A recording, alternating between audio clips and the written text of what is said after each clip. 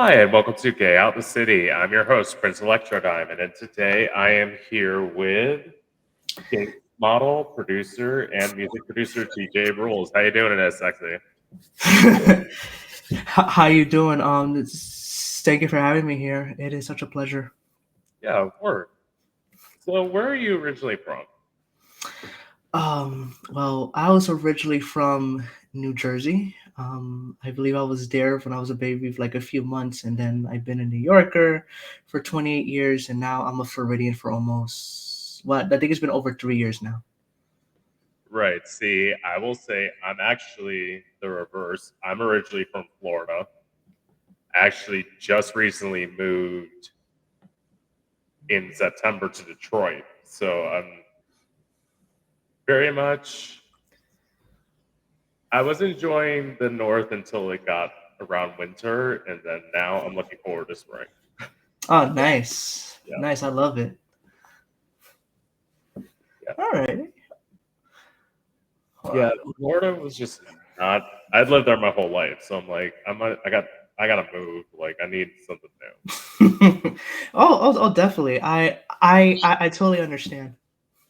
Yeah. So, what was it like for you growing up as a kid? Ooh, that's wow, that's a great question. um, I had a great childhood, if I'm being honest. I'm a '90s baby, so it's like I pretty much grew up with like how everything was back then when like the internet wasn't like as popular as it was, um, and like I just enjoyed what I had. Um, um, Wait, hold on. I think I'm hearing like an echo on my end. Oh, okay. Can you hear me now? Yeah, I I can think hear my you. okay, perfect. Sorry about that. So I think I had a great childhood. I mean, just me being a kid, just rolling around, having fun with friends, hanging out. And as I got older, I mean, I started to realize I enjoy things that I don't think people would understand. Um, it's just like as you get older, like you start to experience certain things that you thought that you wouldn't think that you would like. And like now as I got older, I don't know, I think I just grew up with like, oh, it should be this, it should be that. And then I'm like, you know what? Like it's okay to be different. Yeah, I mean that's something that I feel like a lot of us had. A lot of us didn't necessarily have. I would say, especially in the queer community, a lot of us didn't have that sort of like normal upbringing. So that tended for us to like discover stuff like once maturity started happening, and that was in some ways for some people liberating, in other ways it was just a well, I guess it was a new experience for everybody, but it's like in some ways it's just free to finally figure out. Oh, absolutely. Yeah, Hold on. I believe I'm blurry. Like, am I blurry for some reason? Like, it kind of like I am. Hold on. That's weird. I don't know why I'm blurry. Sorry it's about that. technology. No, I completely understand. Like, Let's see if it works. Hello, hello. I guess my palm quick. Oh, that's weird. I don't know how I'm blurry right now. Like, am I blurry on my end? I'm sorry. yeah, you are a little blurry, but like I'm you're sorry. still visible. But it's like, I'm so sorry. Hold on. Let's see if it get me perfect. It gets my water perfectly. I don't know. Let me see. Is it working? Is it working? Kinda, sort of. you I look don't know. clear to me now. Like, Okay, perfect. Okay. I mean, not enough for like notice. Yeah. So I would say. So you said New Jersey, New York. Well, I mean that's kind of like city growing up. I grew up more in like the suburbs of West Palm Beach, so like Hmm. that kind of. I always say like I'm. In some ways, I'm always envious of people who like grew up close enough to the city because like I was an hour from West Palm Beach, Miami. Well, Miami and like Fort Lauderdale was like an hour and a half, 2 hours. So I never really got to experience any of that stuff Ah, growing up. okay. That was like more of a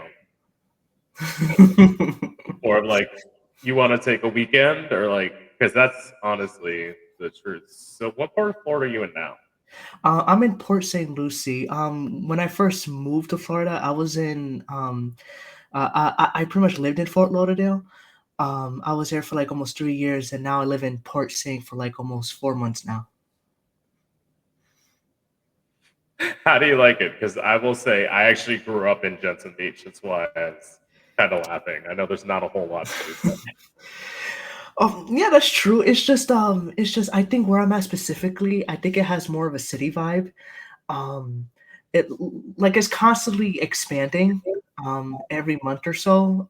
I kind of feel like I give it like another decade before it becomes like a little Miami, at least. Well, at least that's how I like to say it. It's because I'm noticing more people from a younger vibe is coming to this location, and and even though it's still developing, I can kind of see what they're trying to do. Like they're trying to bring certain aspects to bring like a younger generation coming in. Um, but I think it's okay. It's like this is something that I personally like because I think because of where I used to live, I think I just want more of like warmer weather and like the palm trees. Um, but that's just me. Just like you said, like you Yeah, want like a different lifestyle. This is the lifestyle that I want currently. and I would think like yeah, if you're growing up in the north, I always tell people growing up in the north and then all of a sudden moving to Florida makes complete sense. But if you lived in Florida your whole life, I mean, you do you if you want to live in Florida for the rest of your life. I just knew that I had to get out. Like I said, I don't know where because Detroit wasn't my first choice. It was the one that I could afford. But I figured I'm like, let me just go vibe in Detroit, and then I'll figure out where I want to go. Maybe like spend a few years there, and I'll change. I probably actually am at some point going to end up in New York City because I like the cold. I hate the snow because I have to drive. It's like I'd rather Right, be in right. a place where I just have to get on a subway. I'm like I'm gone. How you liking it though?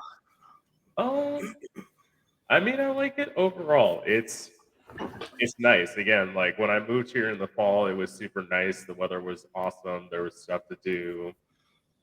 There's I was going out a little bit more than I am now. Now this winter, I'm kind of like, well, we're almost done with winter, thank God. But like, I've been chilling at home, and then like in the spring, I'm gonna go back out because there is there is a lot of stuff to do. There's a lot of different stuff to do, and it's a city. You can always find something, and if you have to, you can drive to like the outskirts of Detroit, and there's also stuff to do. So it's not limited. Of course, it wouldn't be anything like New York. I know New York, I'd never have to worry about anything, but it's not bad. Oh, nice, nice. Yeah, I never been to Detroit, so it's like I'm kind of curious. So, I definitely would love to visit, love to yeah, experience it for sure. yeah. Detroit is. This is the one thing that I have to tell people. It's not what they tell you in the news. Everyone's like, "Oh, Detroit's so bad." It's very much like with any city. As long as you keep to yourself and mind your own business, you're not going to get in trouble. Like Mhm. that's why when people are like, "Oh, it's so scary." I'm like, "Yeah," because that's the bitch who like got in there and tried to be like a fucking hero, and then all of a sudden they wonder why they're shocked. Well, yeah, if you stay to yourself and take care of yourself and take care of the people around you and just like mind your own business, people will leave you the fuck alone. Like Absolutely. I would even say, nah, Port St. Lucie's not that bad. Fort Lauderdale, I can understand you needing to like mind your own business. Like, Oh, definitely. It's just it just like you said, it's just I pretty much grew up in the city. Don't get me wrong, I still love New York City. I remember a lot of good times there. It's just I did everything that I wanted to do. But I always visit there every year. There's a lot of things that I miss, and like just like you there's like a big community that I will go to. from time to time, and it's definitely like it's definitely LGBT friendly there for sure. Well, yeah, I feel like just well, New York City definitely. In Florida, you've got pockets of places, mainly I'd arguably say Wilton Manors, parts of Orlando, and South Beach. That's about all you got that's like LGBT friendly. I mean, they've got stuff. They've got limited stuff going on Port St. Lucie. They have some stuff going on, but it's not a lot. I feel like that's more the place where you go when you finally retire from doing whatever you're trying to do. And it's true. It's why I left. Like, I just, I don't know. I don't need there to be like a ton of stuff going on, but I need there to be something going on. Not Right. just because this is what I will say for people who don't know anything about Port St. Lucie, except for bars, 90% of the stuff closes before 11 p.m. Yeah. That I agree. And it's like it's not like you go out every night. Even in Detroit, once I go out, I'm not gonna go out every night. But it's nice to be able to go out like once in a while and it not be the same sort of palm tree or Mhm. yeah, palm tree. That's pretty much all the bars are either like palm tree or like palm tree. Yeah. Stop me. Am I saying something that's not the truth? Like, No, it is. That's why I find it funny. yeah, it's because like I don't know why, or it's like there's either if it's not palm tree, it's like sailor or like ships. I'm like,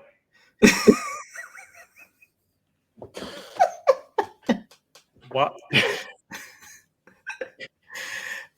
I mean, maybe this is just me, but I perceive like something like that. I mean, like I'm not sure how to explain it, but it's like I think the way you explain it, I think you nailed it to a T. I don't know. I just personally like the vibe like that, but I don't know. I mean, it's not like as I said, I like Wilton Manors, I like Fort Lauderdale. It's my thing is I don't think I've been gone from it long enough to where it would start to have like oh, well, even if I were to visit, as I told people, they're like, "Are you gonna come to Florida again?" I'm like, "Yeah." They're like, "Where are you gonna go?" I'm like, "Come see me in Fort Lauderdale." Like, they're like, "You're not gonna come home?" I'm like, "Why?"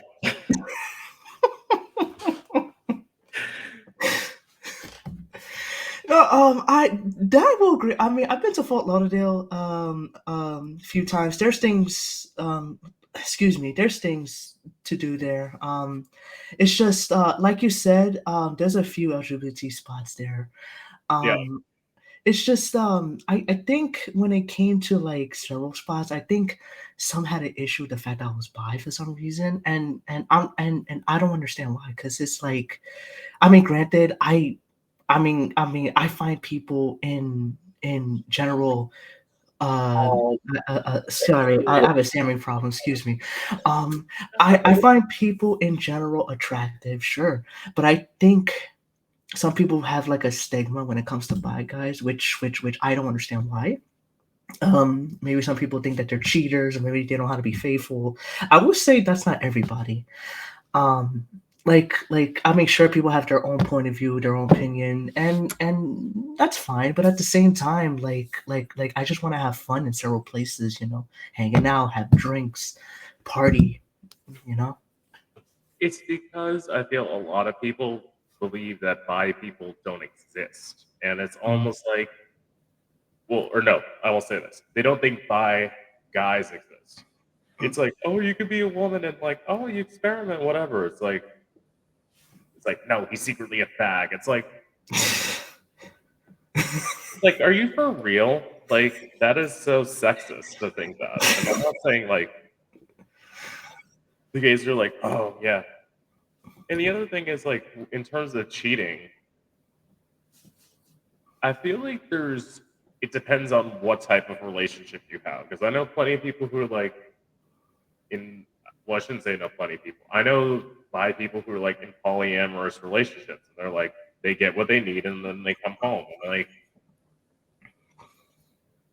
I don't think that there's anything wrong with that for them. It's like, go get you, you live your life.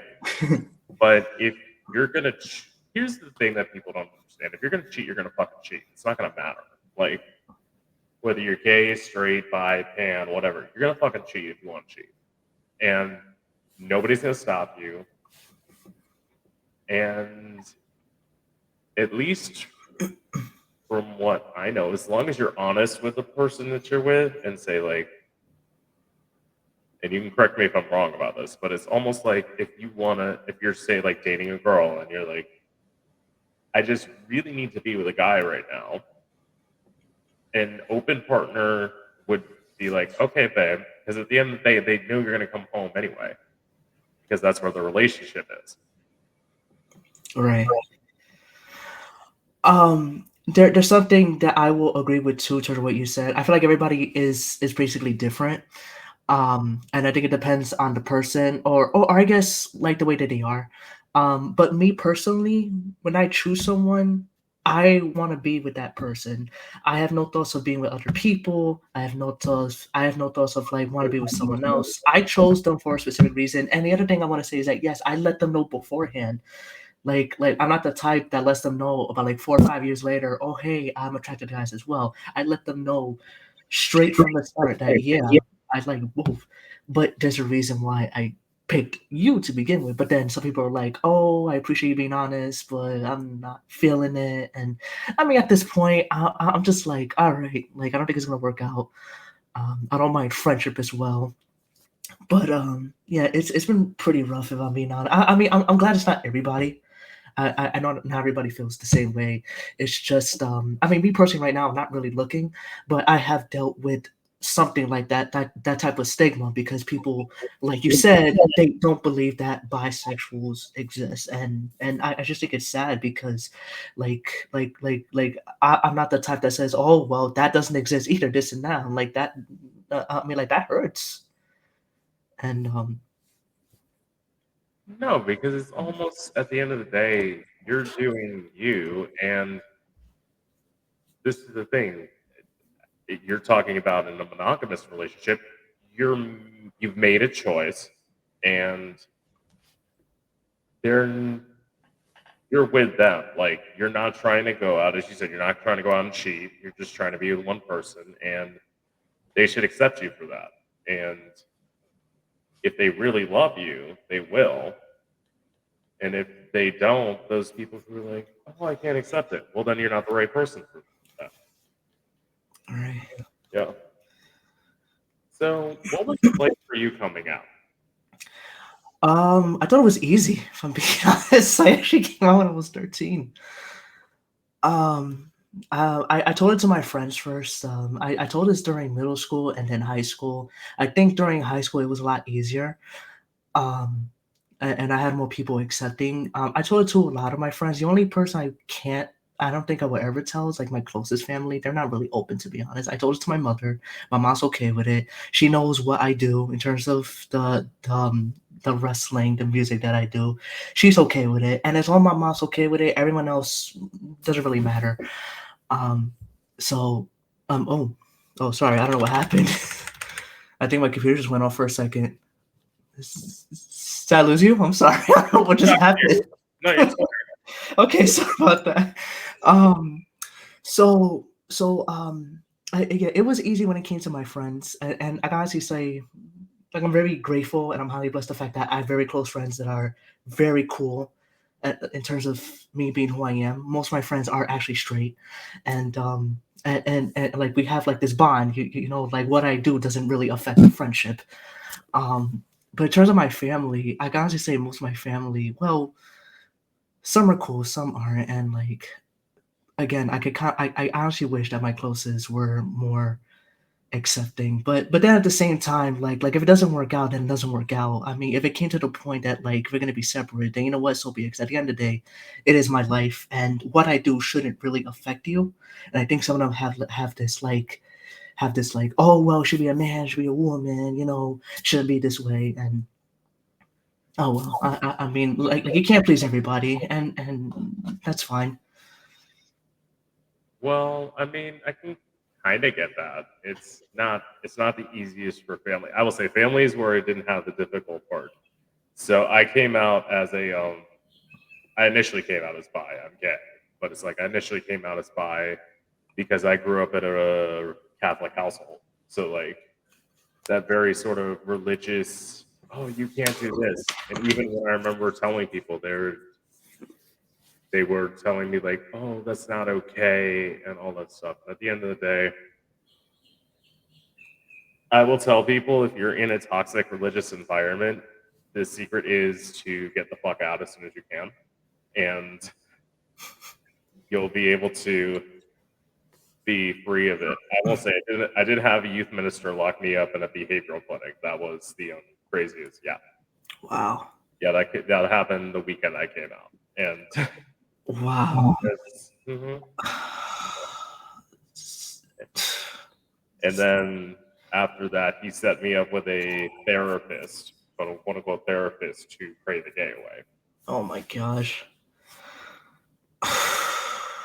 I'm so sorry they had to go through Yeah, that. I appreciate that. Dang. But yeah, and then eventually, what you do is you just learn to find yourself, and when you find yourself, that's the ultimate liberation. So, and some people think it happens overnight. It doesn't happen overnight. Usually, at least from what I've experienced very recently, I'm still trying to find myself. And there's a sort of beauty in always constantly wanting to change and wanting to grow and wanting to better improve yourself to become a better person than you were the day before. I'm one of those kinds of people. I'm not necessarily religious, but I'm very spiritual in that way. Right. Oh, excuse me. Oh, definitely. It's just at the end of the day, I feel like we all have different lives, and I don't think we should, you know, please others for those that don't see differently. And if they don't, they don't. I mean, like if they can't accept that, then you know what? That's their problem. Same thing can be said about the music that I do. I mean, there were people that I trusted the most, trust in terms of other friends and family that I once hanged with, and they kind of used me as a cash cow because of the music that I made. And like once they started realizing I was making money off of it, they were like, "Oh yeah, I'd love to help you, love to help you." And then next thing you know, they were using me, and I'm like, "Oh, that's pretty sad." So after me finding out, I had to cut ties, and like something can and I hope that doesn't happen. Like if I lose connection to my closest family because I still love them. I'll always love them. But if it came to the point that they found out what I am and what I do, and they can't accept it, then you know what? Then it is what it is. At the end of the day, I have to do what's best for me, and like I'm just glad I'm not by myself. Like if it came to the point that I have nowhere to live, I have people to rely on. Like Right. And at the end of the day, it's like, in some ways, I'm kind of just starting to learn this, which is your career should not define you as a person. And that's the thing where it's like, so what? You're fucking making music. Who cares? So what? You're making king content. Who the fuck cares? At the end of the day, you're gonna like you take all that stuff off. Like I take all this off and I go back to being me. And there's nothing wrong with that. And I feel in some ways you have to get past the point, and I've just gotten past this point, as I said, still constantly growing, where what you do doesn't consume you.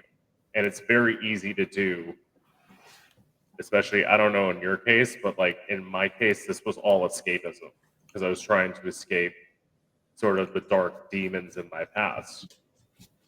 And this allowed me to escape into a sort of fantasy land. And it just allowed me to be free and be strong and say the things that I couldn't say as my actual self. But in some ways, what you just have to do is you eventually have to find a balance, and I'm doing that now. Starting to put career less over living an everyday life. Right. That that I also agree. Yeah. I was gonna. Oh, Go sorry, ahead. sorry, sorry. No, no. Sorry to interrupt. Sorry. Do you want to continue? Sorry, that was rude of me. No. You can go ahead and say what you're gonna say. Okay, so I was gonna ask you, this may sound personal, so forgive me. So, do you still have like, do you sometimes feel like trauma kind of gets to you at times? And if so, like, how would you conquer it in a way? Because sometimes I seem to struggle with that at times. It's the one thing that I have to say, and being a musician, I will tell you this because I am. I'm kind of taking a step back from music because I'm in like a better headspace. But Mhm. the secret is what you have to do is you have to write it, release it, and then once it's out, you almost have to, in some ways, close the chapter to that book. And you can't let it, because once you release it out, it should no longer consume you. And in some ways, it's easier said than done because you want to live in that pattern, but sometimes you have to realize where it's like, but that already happened, and all you can do now is tell your story and let the pattern show. And just you want to talk about it, but you don't want to talk about it until you're at the point where it's no longer going to break you. And it's not something that's I can say happens overnight. It usually happens. I won't say how long it's going to take, but it can take a while, and you have to let it take a while. But I mean, I feel like that's all queer people. All queer people under the umbrella have some form of trauma, and whether people want to admit it to you, they're hiding things. And eventually, when they get to know you, and some people will never be able to, because some people, I will say this, I love the queer community as much as they are, but there are some people where it's like the minute they get your secrets, they're going to use that as a weapon to attack you. So you have to kind of learn who you're trusting and who you're invoking around you. And in some ways, that kind of comes with age for some people. For some people, they're going to be the toxic people till the day they die. And that's why you kind of just allow yourself, you don't be a bitch to them, but it's like you just say, "Hi, how are you doing?" And then you go talk to your real friends. Oh, definitely. Um, you made a lot of great points, and with that, I definitely want to take that into consideration because I mean, I'll admit there's things that I still tend to struggle, and I think it's because of me trusting the wrong people, which I thought that were my closest. I felt a little bit bitter, but that was like a couple of man, I can't speak today. I'm sorry. That was like a few years ago back, and now like nowadays it doesn't really bother me as much. Like it kind of does, but now it's slowly getting better. It's like you said, like it's gonna take time, and eventually one day, someday, like it's gonna be old news because at the end of the day, I'm enjoying what I do, and that's not gonna change. It's just sometimes I wish, and again, I don't think it's ever gonna happen. I mean, maybe in a different world, happy world, if people were more understanding and more accepting and more helpful to others, I think nobody will be having this type of issue that a lot of people are currently having. But until then, the only thing we can do is like you said, just kind of talk to people that can understand you. I pretty much I'm telling you everything that I'm telling you right now. Um, it's again, it'll take time. Um, but at the end of the day, that's not gonna stop me from like moving forward. And in my opinion, I think I've been a lot happier now than what I was a few years ago when I was still like, maybe I'm gonna just pretend to be straight, this and that. But now I'm more open when it No, comes to new people. you should be. And this is what I have to say to all people who are worried about bisexual people and dating bisexual people or dating pan people, dating whatever. This is all I have to say. And this may seem a little blunt, but it's honestly true. They're fucking you. Like, that's the point that you have to understand. I understand jealousy. They're fucking you. It's when they say, oh, they're attracted to this, they're attracted to this. They chose you. And they're not trying to leave you. So maybe you should just, I don't know, focus on the fact that they're there. Because the people who are always like, the ones who's like, oh, he's gonna cheat on me, oh, she's gonna cheat on me because they're attracted to both. That's how you're gonna end up getting left. Like, because you're thinking, oh, they're cheating on you. Eventually, they're gonna do it, and it may not be in the relationship. They may just break up with you and find somebody else. Guess what? You chase them away. Hmm. Yeah. It's a shame because I was with one like about over 2 years ago, and I thought everything was great, and then like literally out of nowhere, she sends me a text message breakup like, "Oh, I'm breaking up with you because of your sexuality," and I'm like, "You could have just told me you weren't into me, and then we wouldn't have this relationship." I kind of felt like she was holding it for so long to the point where she couldn't hold it anymore. I'm like, "You realize that hurts me, right? Like the fact that now I feel you were using me." Just for being nice to you. And it's like, and I'm like, you just could have told me you weren't happy with it. So I kind of felt like she was just playing me just for like, just for being who I am. And I'm trying to tell her, like, I never cheated on you. I was always faithful to you. Every time we went somewhere, we always go somewhere together. I don't know what's going on in your thought process, thinking down, thinking about somebody else. She knew about my content. She knew the music that I do, and I thought she was okay with it. Next thing you know, text message breakup, and it hurt back then, and now she's trying to make amends. I'm like, if you're gonna make amends with someone else, because at this point you hurt me very badly, and like I already forgave you, I already moved on. But if you're talking about doing another relationship, I'm like, you already burned that bridge long ago. Like, I'm sorry. I again, like you really had a faithful guy, but you let my sexuality get the best of you. I don't know why. I, I don't know. And that's honestly, that's how people have to learn. Where it's like you should know who you're with, and sometimes like relationships break people. Like I would imagine that makes it hard for you to trust anybody in the future. Maybe not forever, but it will, especially after that relationship. It's like, well, why should I trust this person? They're going to do the same thing that this last person did. And I'm one of those people. I understand it. I'm just getting to the point now where I'm thinking about possibly dating again.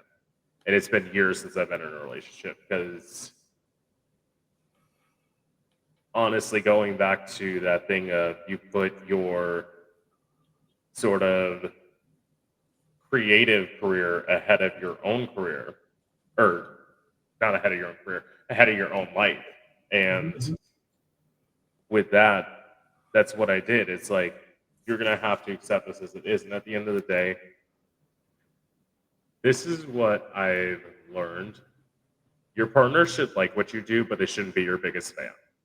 That's I feel like that's something where what was it? I remember Katy Perry talking about, or Russell Brand talking about being with Katy Perry and how he was constantly there. I feel like as a person, if you have to look there and look at your partner and be like, where the fuck is your job? Like, I'm the one over here working. Like, what are you doing?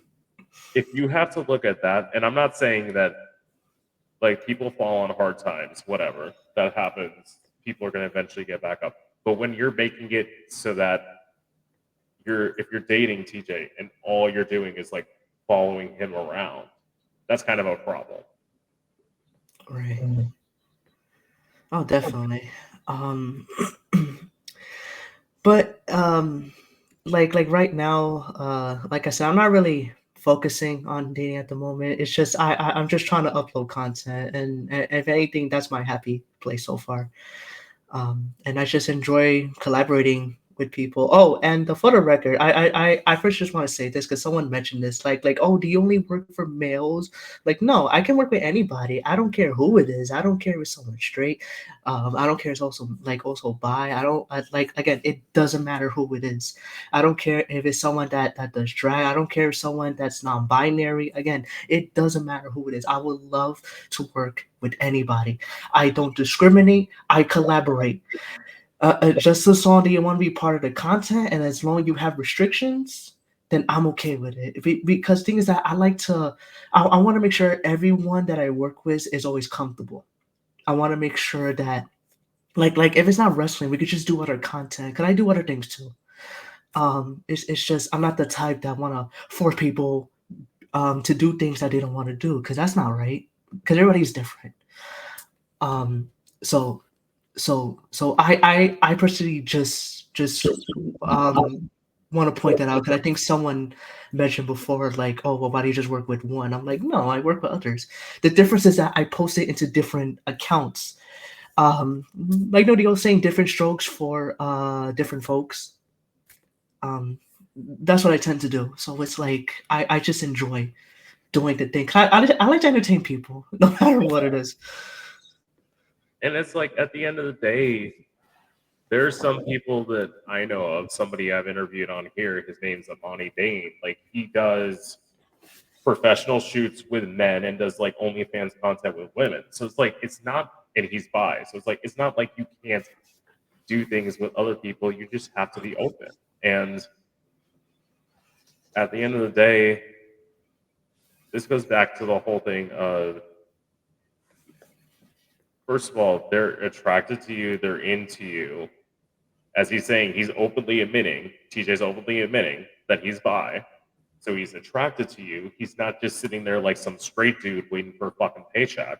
So just that should make you feel better about yourself. If there's any sort of hesitation as a queer person, you should feel better about yourself. He's actually into you. That's why you're there.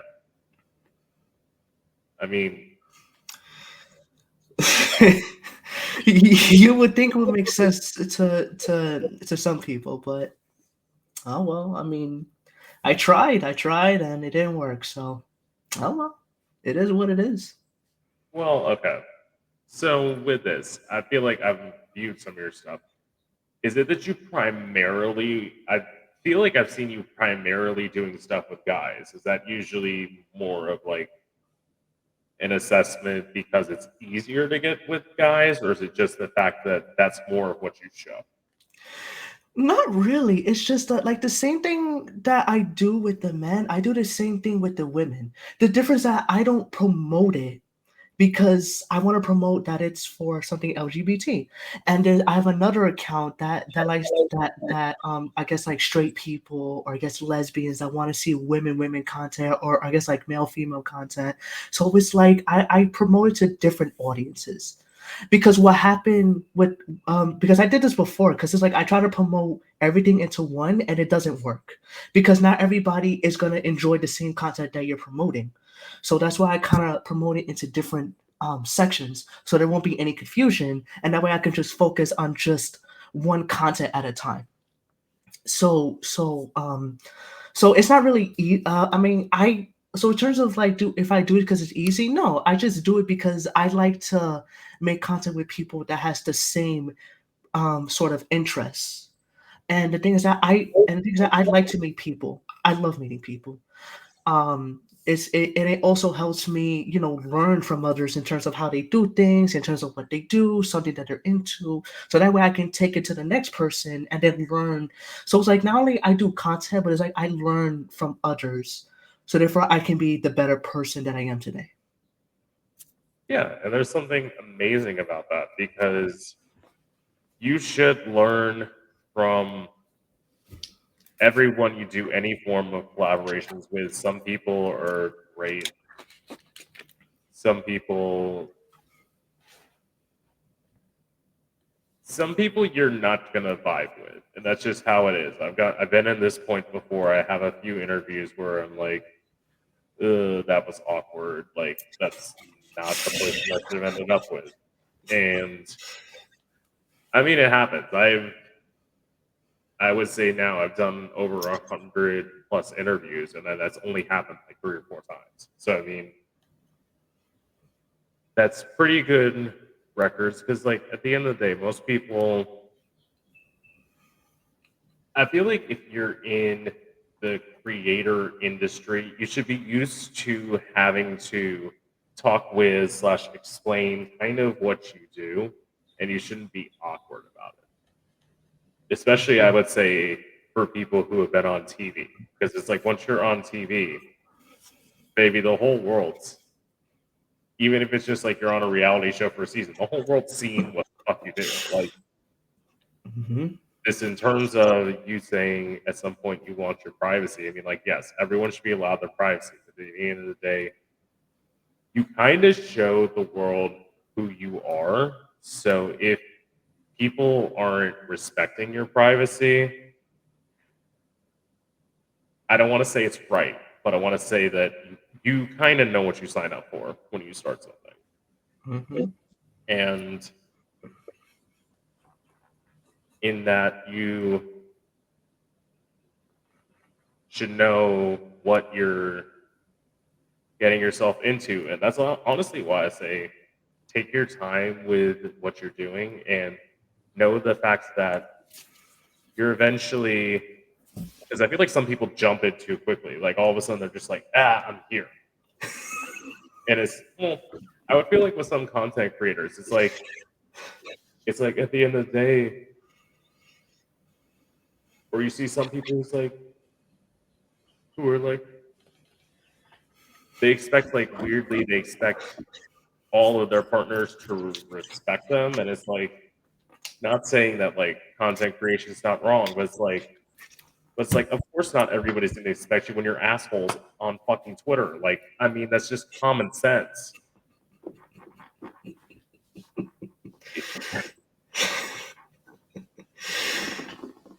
I mean, listen, people are closed-minded. I'm not going to say that like being open-minded is for everybody, but it's like, come on, girl, come on, bitch. You knew what the fuck you signed up for. It's like, even there's some people who it's like they try and like step away from that and do other things. It's like at the end of the day, especially if you did like professional porn, guess what? It's there the rest of your life, and you're Hmm. never going to be able to escape it. So you can try deleting all the shit you want. You can try changing your name all you want. If you used your actual face, you didn't use like a face mask, everyone's going to know who the fuck you are. Hmm. Yep. Yep, I agree 1,000%. It's just like what I do. I know what I sign up for. I know what I do, and I know the ramifications of it. But at the end of the day, I don't care. Cause at the same time, I do what I do. I work with people. I know the content that I do. That's gonna be in different websites. I don't care because if that's the case, I wouldn't do it. I would just stop right there and just keep it moving. But no, I enjoy what I do. Um, and But like you said, some people should know what they're signing up for. But but if it's the money that they're looking for, but then they don't want their face to be out there, I'm like, you're in the wrong type of industry then. Absolutely. Absolutely. Because, okay. So did you start when you were older, or did you start kind of earlier in life doing I, content? I started when I was like late 26. I was about to turn 27, like within a few days. That's why. So, um, I do have other experiences I don't really promote because it's like I kind of do it as a hobby. Like for instance, I know how to code. I've been doing it for years too. I know how to. I'm pretty much good with technology, but at the same time, it's like how should I say this? It's like when you're good at something, but you don't want to make it into a career because either you don't want to make it as a career, or it's just something that you're not really passionate of, but it's something that you're good at. Right. So so so I mean, I enjoy what I do, but I don't really have that type of passion. The music, that's a passion that I'm mostly for. I've been doing it for about over 14 years and I want to make that into a career. And even though it took me a long time, but I'm highly grateful that I did it. The same thing with the wrestling. I didn't think I was gonna do it. I was too embarrassed. I'm like, I don't think people are gonna watch me. I don't think it's gonna happen. But I made it happen. More people are now starting to watch my content. More people want to work with me. Um, I'm grateful that fact I made it this far, and I hope I can make it even further. But but in terms of career choices, like you said, I think people really got to be careful in terms of I guess not be careful, but people got to really think twice, if not think more, in terms of what they're getting into. Because I hear people like, "Oh, I don't want to do this anymore. I don't want to do this anymore." Did you always want to do it? No. So why'd you did it? Oh, because the money was good. Yeah, the money is good if you keep doing it. If you don't do it, then it's never gonna grow. Like, uh, Right. Well, I know that the one thing that I've tried, and I think it's the thing that you have to tell people, it's like sometimes when people are like, oh, yeah, just rock it off, and all of a sudden you're going to start making money. The secret is you have to love it.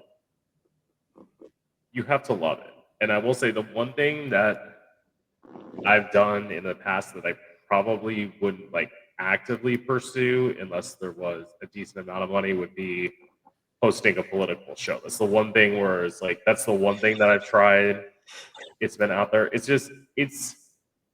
not a bad thing to do. It's great to be informed, but at the end of the day, you feel it does kind of depress you when you have to keep on looking up statistics to tell people. mhm. And I remember one time I was doing one of these shows. I was doing it live on Twitch, and I was looking at the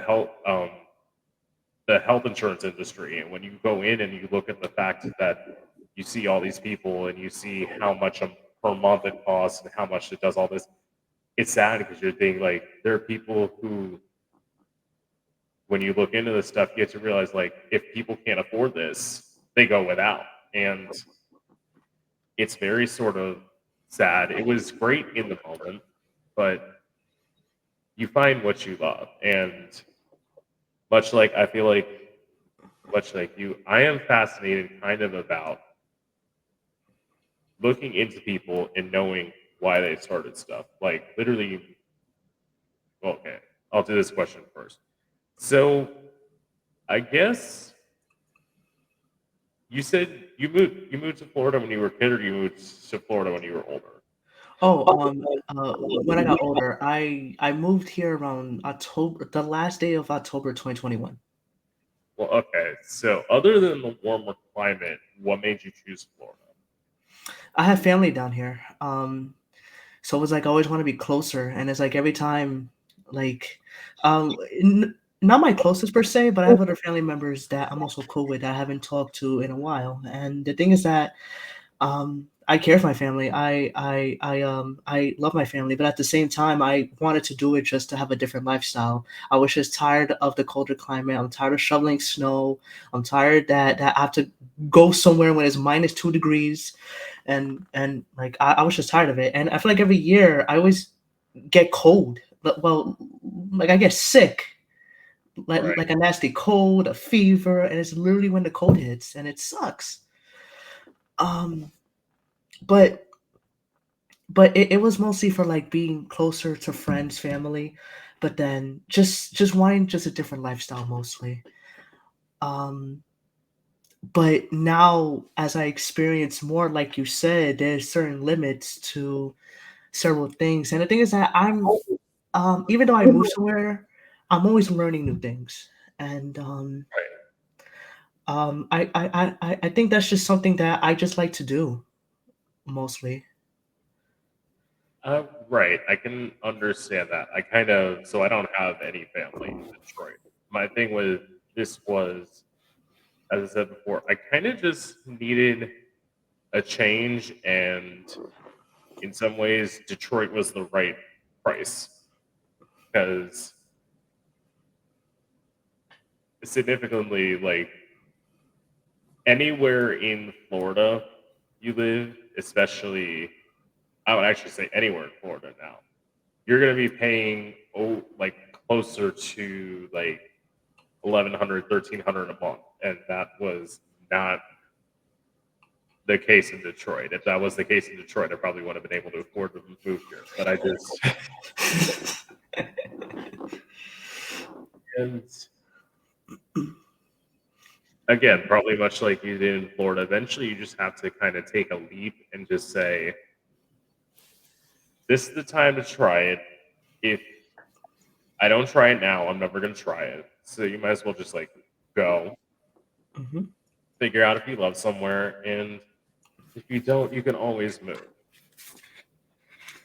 Oh, definitely. Yeah. I would say Florida is smart if you like the heat. I feel like the only other place you could probably do it would be LA.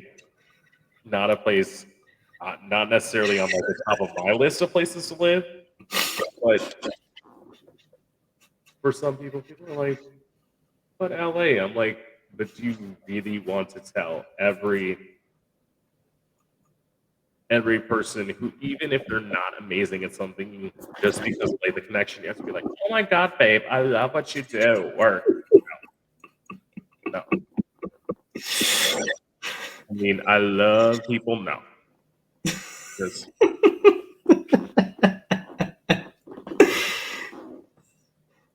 Because this is the thing where people have to learn. I would especially say with like go-go dancers who are rappers who are like trying to make it big, and some of them are like almost pushing like 35. I'm like, but it's like, even this is what I have to say to them. It's like, even if you look at Nicki Minaj is, I believe, in like her mid 30s. Even she's trying to stop. So what makes you think you, as a non-binary gay person, can do it at, again, 35, 36? It's like, this is honestly why I'm so glad I found this, because it's like, this I could probably do till I'm in like my 80s, and I'm fine with that. Like, maybe not necessarily with all this like colored hair and shit, but I can still sit in front of the camera and talk till I die, which is good. I mean, Liz, I don't see nothing wrong with that. I personally feel like if you're happy with what you're doing, like in terms of what you're doing now, keep going at it. Yeah, Um, um, Plus, I have seen the things you post onto Instagram. I actually love it because, like, I feel what you do, the same thing that I do. You always want to interview and just uh what you call it, like you interview people, you ask questions, you have a conversation. That's what I love in terms of like of I guess what in like in terms of what you do right now as I'm talking to you, and do that as I hear from you, I learn a lot from you. yeah.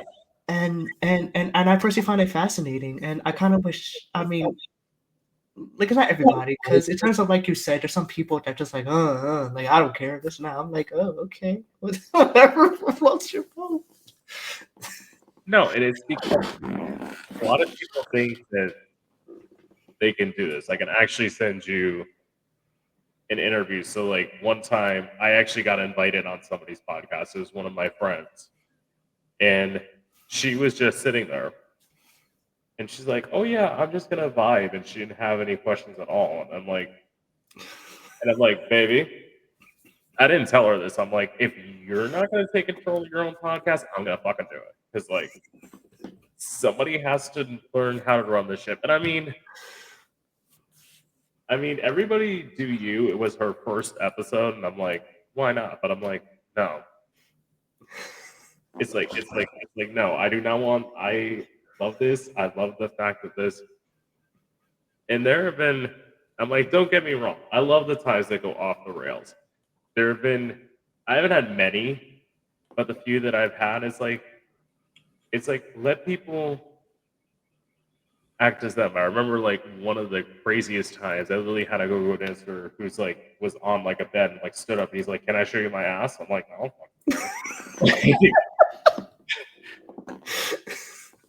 He's like, Wow. I was on TikTok, or no, I wasn't on TikTok. I was on Twitch. He's like, "Are we gonna get banned?" I'm like, "I don't think so." Like you do you. It's like I'm not gonna stop there and like try and change people's personality Oh, because definitely. I would, first of all, I think that'd be kind of judgmental, me sitting here in blue hair and all of a sudden being like, oh no, these are the rules that we have to go by. You can't say this, you can't say that. It's one of the things I used to be like an avid, for like the past like few months or so, I've kind of calmed down. I used to be like an avid TikTok streamer, and I realized I'm like, I can't sit there. I want to have an open conversation when I have people. That's why I had someone who's like, would you ever do a podcast on TikTok? No. No, how the fuck am I supposed to ask this bitch who's a kink model any question about what made them get into kink modeling when I have to fucking censor what I'm gonna say? Like, Mhm. it doesn't work. I think they made it more restrictive now against TikTok. Correct me if I'm wrong. Um, well, I will say this: I literally was after TikTok got banned for 12 hours. I went back my first time. I was on my stream for less than an hour, and I got banned. So like. Wow. And I got banned for 7 days. Yeah, so Wow. I'm like, that's the thing where it's like, this is what I say to people who want to do social media. It's like, you do you. At the end of the day, you have to know the fact that you're under a microscope, especially on TikTok. You're under a microscope, and you can get banned for anything. People get banned all the time. I'm like, I'm thinking, for what? Like, at the end of the day, I think I got banned for like the exact reason that they told me was they said it was sexual violence and gender exploitation. I'm like, what the fuck does that even mean? What? Yes, that's what I got banned for. I'm like, this makes no sense. Like, Oh my god. why? I Yes, didn't know that was a thing. yes, I don't even know what that means. Like when it's like I could understand. I was just sitting there talking. If I'm sitting there like beating the shit out of somebody and saying like, it's like fuck you, you faggot. I can understand that. Like causing it would be like beating somebody over the head. What is no? Uh, As I said, this is why I'm grateful that I have this podcast when I can book people because it's like this is what I'd rather be doing anyway. Like instead of, I mean, it gets tempting when you have a TikTok agency being like, "Oh yeah, we'll sign you. You can do this," and like, but at the end of the day, it's like I don't care. Really, it's like I don't care. You want to tell me, "Oh yeah, you have to go a certain amount of hours." Drop me from your agency if you have to. I don't I don't care. Oh, I was gonna. I actually have a question, Oh, but I will say this. I actually got there was one TikTok that I made that apparently like it showed my foot, and like for some reason people thought that I was doing like feet content because like it was just me chilling on the beach showing my feet, and apparently people thought that was like a kink that I was doing. And I'm like, oh, I didn't know I was doing feed content on TikTok, and it blew up, and then all of a sudden that it got me banned because it was like, oh you're explicitly showing this and outside, and it's inappropriate content. I'm like, I'm just chilling at the beach. I don't, but apparently because of my feet showing, apparently people thought that like I was doing feet content, and I'm like, oh, I know that was a thing onto TikTok, and like I had more people following me, and they were like, oh, that was so sexy. I'm like, I'm just relaxing on the beach. I don't understand, but apparently I'm not supposed to be showing my feet there. I was like, okay, good to know. So then I was showing my body, and then that got taken down too. And I'm like, what the fuck? What am I supposed to do then? Like, This is I, what I have to say to TikTok at the end of the day when people are like, oh, you're doing this, oh, you're doing that. Guess what?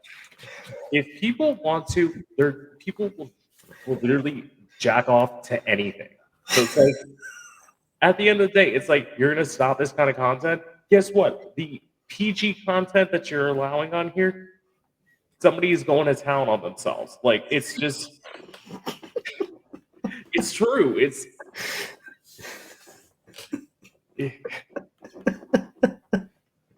you're right. That's what makes it funny. yeah, that's the thing. It's like you can stop anything that you want. It's like, yes, technically some things are sexualized, whatever. Like some things are like explicitly sexualized, but at the end of the day, if I wanted to, like right now, I'm sitting here in like knee-high go-go boots. It's like if I sit here and like took a bunch of pictures in that, even if I just sat there in like a t-shirt and like underwear and just like sat there and take a picture, somebody's gonna jerk off to it. Like at the end of the day, it's like you're not gonna win. It's like I see people all the time. So like when I do my TikToks, I'm sitting, they can't see the lower half of my body. They're literally sitting there telling me in the live stream, they're sitting there like, I'm going at it to your like smiling face. You cannot win. And Wow. it's like somebody's like, I'm going at, or like they would say things like, I'm going at it to your smile. Your smile's like turning me on. I'm like, at the end of the day, you're not gonna be able to stop people. Like You're right. Oh it's shit. it's, it's like, do I think it's insane? Absolutely. Am I gonna stop you from doing it? Of course not. Like it's Oh like my. it's like at the end of the day, it's like get your rocks off. If I'm on TikTok, whatever. Send me gifts. It's money in my pocket. I don't fucking Oh, care. there you go. Oh, I love it. Yeah. Oh man. Anyway, That was great. That was great. I'm sorry, I didn't mean to cut you off. What was the question you're gonna ask me? No, no, it's okay. That was great to listen to. Yeah. Um, oh sure, I lost my train of thought for a Yeah, second. that's okay. I'm sorry. If you think about it, we'll go back to it. So what made you want to become a kink model? Um, I don't know. I always like to entertain people. That's why. So it's like I entertain people with the music. So it's like I always had this type of side. I kind of felt I like when you get to a point, you're like, you know what, this is what I want to do, and this is something I like to entertain. And again, like I thought it was weird at first. I'm like, I don't think nobody's gonna um watch me do this and that, and I gave it a shot. I came out of my shell, and here we are. So I've been doing it for several years, and it started off slow, but I think the way that got me more publicity was just collaborate with just more people that are into that type of thing, whether it's males, females.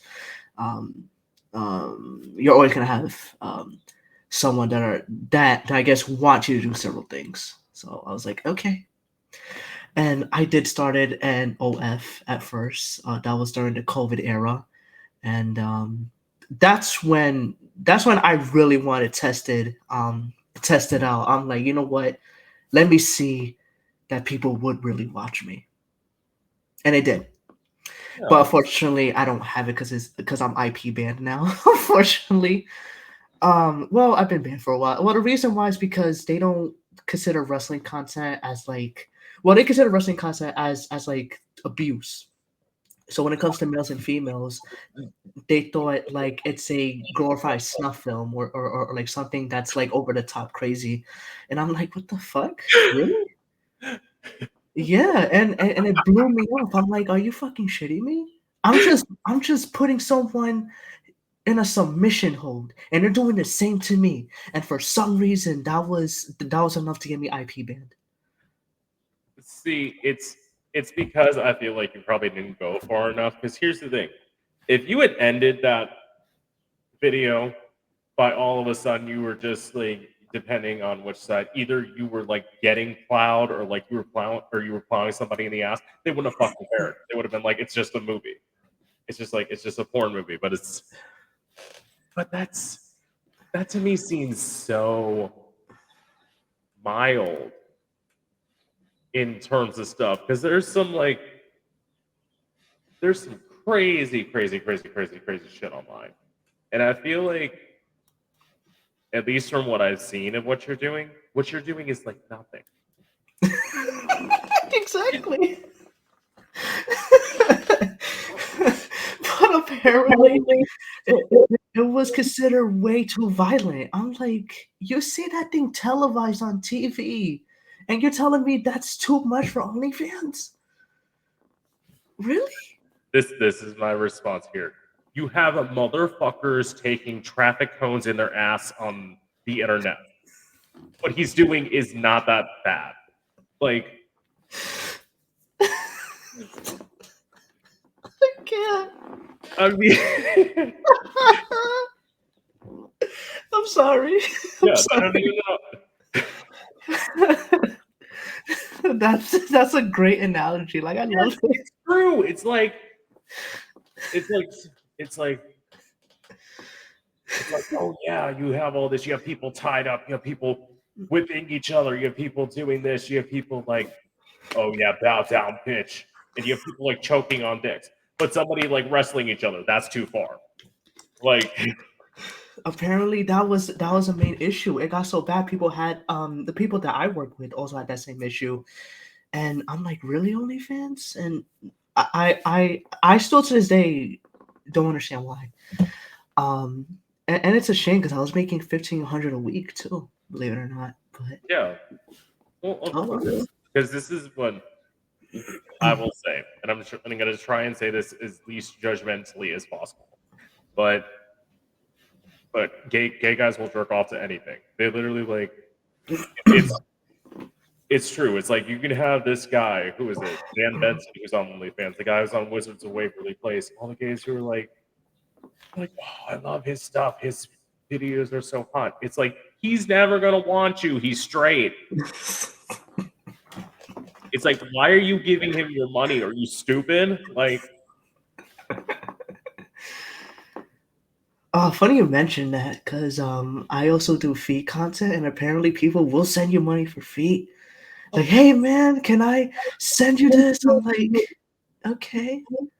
And then I send it. They're like, oh, that was the best. I'm like, thank you. I still don't understand it, but I mean, hey, different strokes for different folks. I'm like, okay. I'm glad it made your night. I don't know. no, Um, okay. I will say this is. Then we're gonna go to the next question. This is the weirdest thing but I've done for somebody. They're literally so like obviously like being a drag queen, being a thicker bitch, like guys like to see me in thongs. And it's like I literally had a guy who's like who's like, take one of your thongs, pee in it, put it in a plastic bag, and mail it to me. And I'm like, okay. Like whatever. I'm like, so I sent him one of the ones that I had like multiple pairs of. It's like, and I sent it to him. So I'm like, at the end of the day, you can get people to do whatever their minds can imagine. That's why when people say like, what was it? I remember the first time. what was it? I remember listening to the rapper Cupcake, and I heard her song Deep Throat, and people are like, "Ah, that's just shocking." Whatever. I'm like, this is nothing. I'm like, what are we in? It's like, yes, it's explicit, but I'm like, what's the difference between this and a Lil Kim song? The only difference is that was marketed to people by a record label. That's literally the only difference. Like, that's why I don't get people when they're like so shocked by things. Maybe it's like maybe I've been exposed to too much. It's probably the problem. Where it's like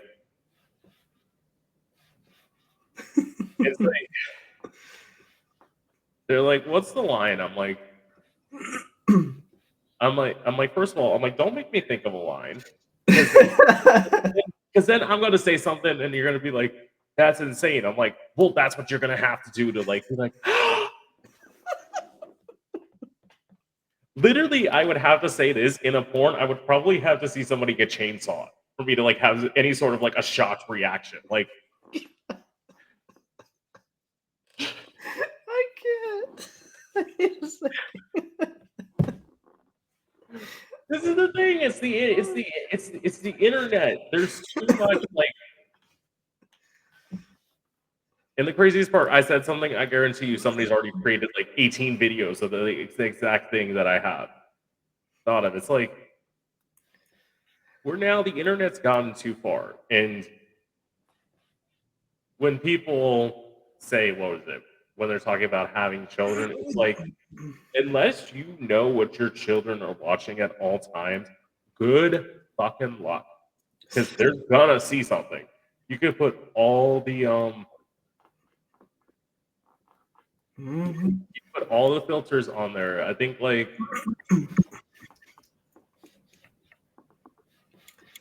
it's like even well, just an example. Like, granted, yes, this is on a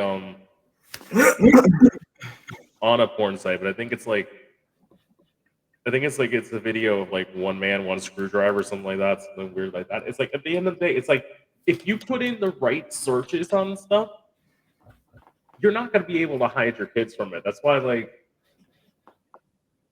the secret is it's almost like you have to pretend if you have kids that technology doesn't exist, which is going to be kind of hard unless you like get like a commune and you don't like you kind of live like an Amish person and just live in like your own house and like barely introduce them to electricity. Like good luck if you want to do that. Oh, excuse me. Oh my god. Oh shit. Oh my goodness. Oh. This is the thing. This is why like this is why some people have said I've thought about going into stand-up comedy. I may do it at some point. We'll see. Ooh, I love Future is it. here. Like okay. So well okay. I didn't have this question, but I guess I'll ask you it. So Mhm. being that you produce music, do you ever think that you get to a point where people won't take you as seriously for doing music because of the fact that you do the kink content? Oh yeah. Oh, I actually had someone like that actually. I mean, I mean, like it is what it is. I mean, I'm not expecting everybody to understand. It's just I already accept the fact that that you know, like the same thing can be said about anywhere. Like the second people know what you do, they're just not gonna understand. They're not gonna accept you. So the best thing you do is just move on. Um, but but but I try not to say much because I just like to keep things exactly how it is. Like when it comes to wrestling, I keep it to wrestling. If it comes to music, I'm gonna keep it to music. And if it finds out, great. Hooray, I don't care. But at the same time, it's like, I mean, what I do shouldn't really affect like what we produce, you know? Right. I well, first of all, I kind of get that when people say, especially like the fact that I have a stage name, you have a stage name, like the fact this is what I have to say to people where it's like when they talk about like corporate jobs, they're like, well, what if that person has a corporate job? It's like when I clock in and I clock out, that's your time. What I do in my own house after I clock out is none of your fucking business, and it shouldn't be. Yeah. It's like it's so I don't know. People feel like they have to give too much, and you feel like you have to sign on a contract on a dotted line, and all of a sudden you owe them everything. It's like, no, you're a paycheck. Like that's all you are. I'm not gonna sign my life over. I've never been a person who's like a lifer. I know people like love being lifers for companies. Not me. It's like at the end of the day, I'll probably give you like 3 years max, and I'll get 4. Like time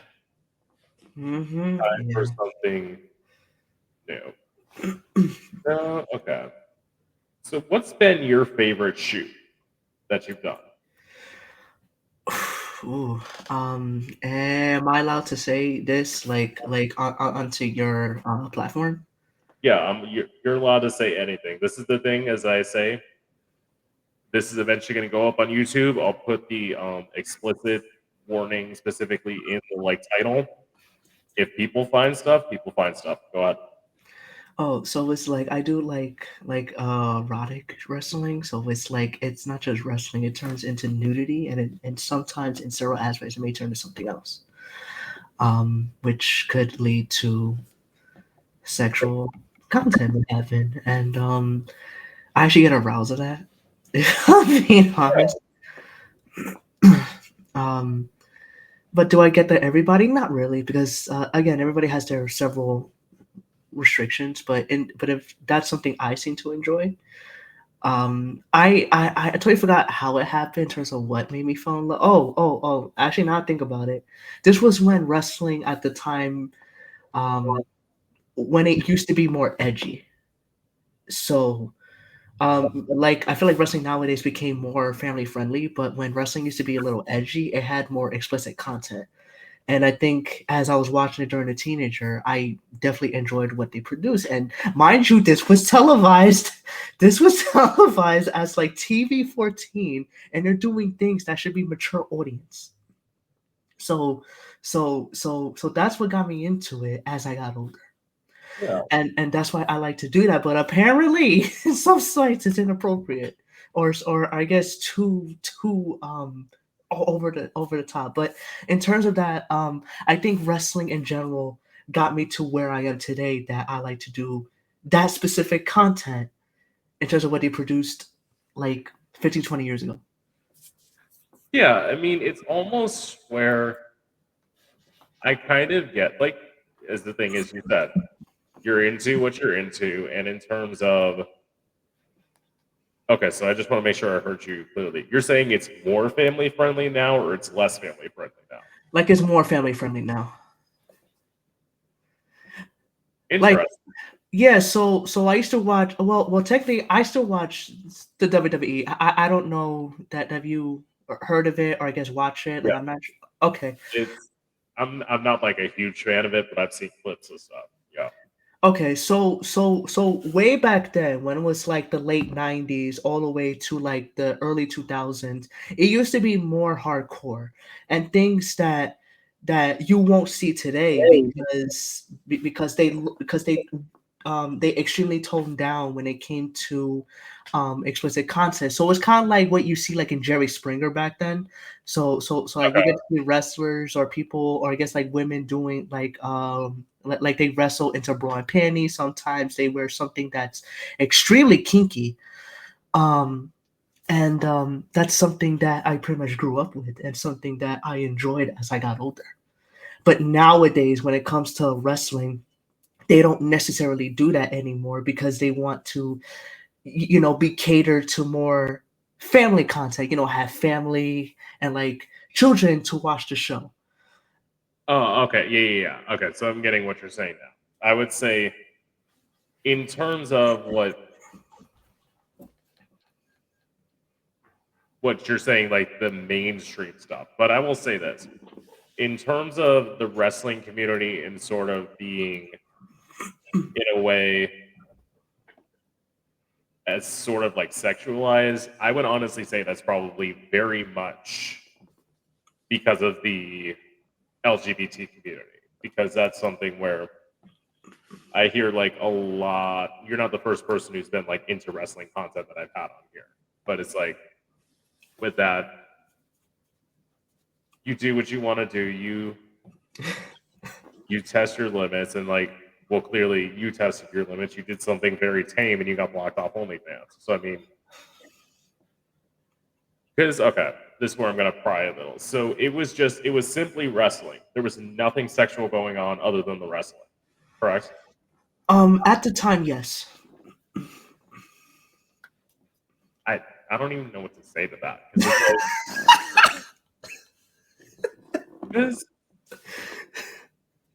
because again, when you have to think about it this way, like it's like let's get real. You have people on OnlyFans literally sitting there with like being like pig slut bottoms where they all of a sudden like sit there and they have tally marks on their ass about the amount of guys that they get fucked and they get fucked by 15 guys. And that's not too much. That's not too much for OnlyFans. That's fine. You sit there and you simply wrestle somebody and all of a sudden you get blocked. It's like I don't know. I will never understand the internet. I don't think it's gonna be the place of anyone. I don't think as content creators we're ever gonna truly cross that line and threshold. But let's see. So I guess my other question would be, well, I guess you said that you wanted to stay amateur as a like king sort of like model creator and stuff. So you would never, even if you got like somehow get proposition for the right amount of the quote unquote right amount of money, you're gonna say no to it. Um, sure, good question. I mean, well, uh, that's a good question. It's just probably because I haven't really done anything that's like extreme extreme. Well, actually, no. Then again, no. I'm gonna correct myself. When I worked with someone else, I did a little bit of like of like BDSM. That's Yeah, not my type of thing, but I was helping someone else out doing it. But they needed people, and I was like, yeah, I'm okay for the right price, and they were like, yeah, yeah, they paid me, and they right. did. So I was open to a few things, but again, not my type of thing. Um, I have done that was like nudity, so I would do several things. Just like I mean, me personally, even I have my own um limits into several things, but it depends on what the circumstances is. Um, so, but me base what I do, I only do it because that's my type of thing. And I know there's several people that kind of like the amateur type of thing too, because that's something that I enjoy. That's my type of king. That's something that I want to be known for. But I'm open to like several things. But again, it depends on just what it is. If that kind of explains the question, maybe I'm not saying it right.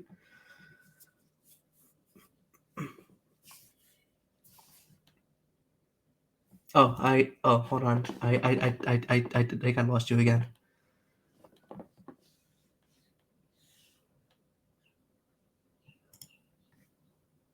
Oh no, why did I do it? Oh, I can't hear now. Shoot.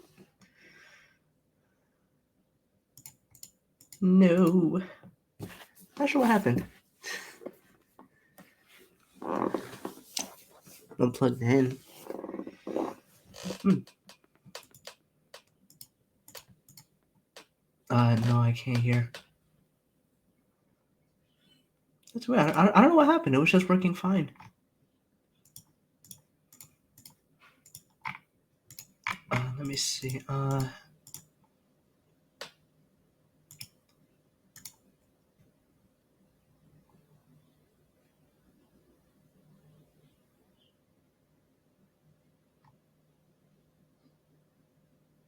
don't know what happened.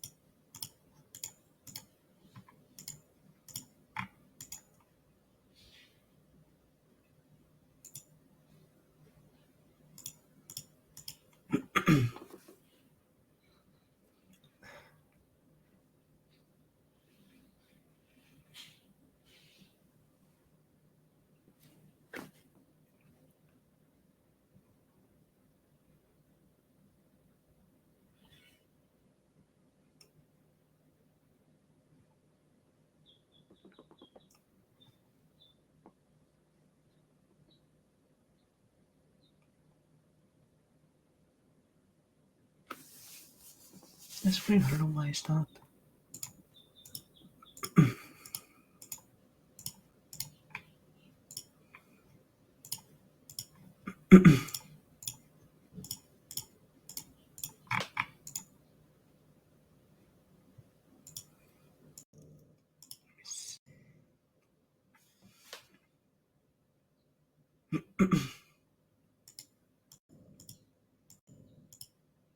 Hello. Hello. I'm still not hearing anything. That's so weird. I don't know what happened. Everything was working fine. That's weird. I don't know what happened.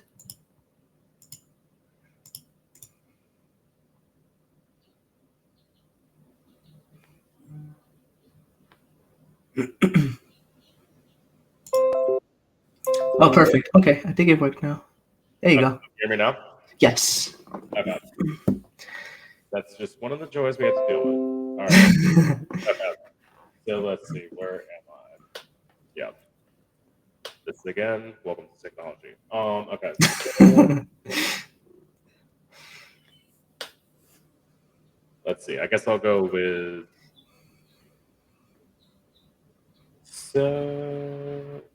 Well, okay. I didn't write this, but I guess I'll ask you. So, what made you get into music? My family, well, I guess in terms of my family, they all grew up with like different types of music. Um, like everyone has like a different field of music where it comes to certain uh genres. So it's like I grew up with a lot of music genres. My mother had like whole cassettes, CDs, MP3s into different genres, and I started listening to it. And then to my uncle, and then to my grandmother. So I pretty much grew up in general with everyone listening to like different genres. And like as I got older, I started listening more different genres that I personally never heard of. So it's like rap or trap or rock, metal, club music, techno, reggae, Spanish music, so on and so forth. Like I listen to a lot of genres basically. Yeah, I feel like as a creative person, you should listen to all different kinds of genres to be open to everything. I mean, granted, you have your favorites and you have the ones that clearly you make as a beat producer or whatever. You have things where you like lean towards where it's like when I was like writing music, I was writing more like electronic music and like making beats off of that because that's just something I found easier to do. But it's like I listen to pretty much I'm pretty open except for like opera and then like some forms of classical and some forms of country. Not necessarily my thing. People do what they want, but yeah, music is just like such a great medium. I personally think music has helped me in many ways, even at my lowest. It's like I always wanted to do it. Like even as a kid, I always had that type of passion. The thing is that I didn't know what to start. I didn't know what to do. I didn't have any I didn't even go to school for that, believe it or not. I was just doing self-taught. And I just did a lot of research, and then till this day, like I think to this day I'm still learning how to do things because I feel like with like technology evolving every single year, you kind of have to adapt into the new times now. Um, I know people want to say, "Oh, well, AI is gonna take over this and that," but me, I still want to do that in terms of what I want to do. That's not gonna stop me in terms of producing my craft, producing that I like to do. You know. No, and even with that, when people talk about AI is not going to permanently take over everything as of yet because you still have to have people make the sound. That's why when people talk about in terms of music and movies. I think at some point they were talking about making AI into movies. I'm like, so let me get this straight. You're gonna let normal people write their own movie scripts to stuff that they want to see. This sounds like a terrible fucking idea. Because listen, this is what I have to, it does, because not everybody can write, and there's not necessarily everything bad with people not being able to write, and not everyone has to be an artist. And this is what I have to say to people in terms of TikTok and all this. Not everyone has to be creative. You don't have to do something. It's like just because you see a bunch of people doing some form of dance online doesn't mean you have to copy it. You can just sit there and like it. Oh yeah, do it in front of your own friends. But I feel like this is the and this is where I'm gonna sound like slightly old. I don't care. It's like um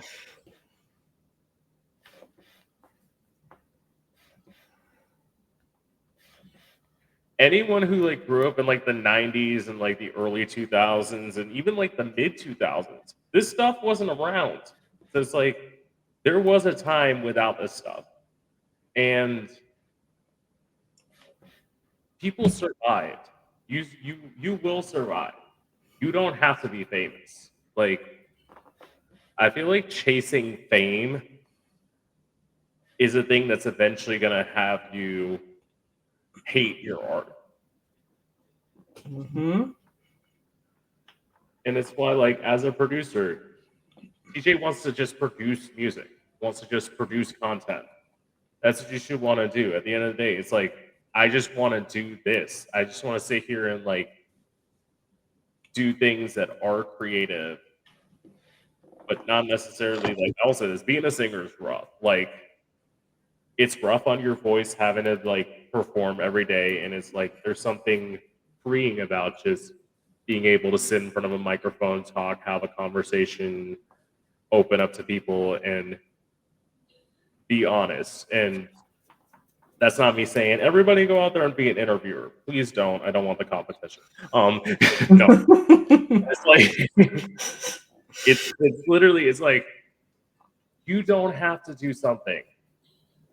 This is the thing where people have to understand this. It's like you don't have to do things. We need we will always need people to pick up the trash. We always need people to answer the phones. We will always need people to do stuff. Not everybody has to be an artist. It's or not everybody has to be like a content creator in any form. It's fine. Just sit there and like enjoy people's content. Hmm. Absolutely. Um, for me, I'm grateful that I was going to make profit off of it, but at the same time, I always enjoy what I do. Even if people don't watch it, I enjoy what I made, you know? So it's like I don't take it personal that when people don't watch it or I guess that they don't like it per se. I'm like, that's fine because if you don't like it, somebody else will. And Exactly. yeah, so the thing I get like, oh, this is not what I like. This is not for me. I'm like, well, I appreciate that you viewed it.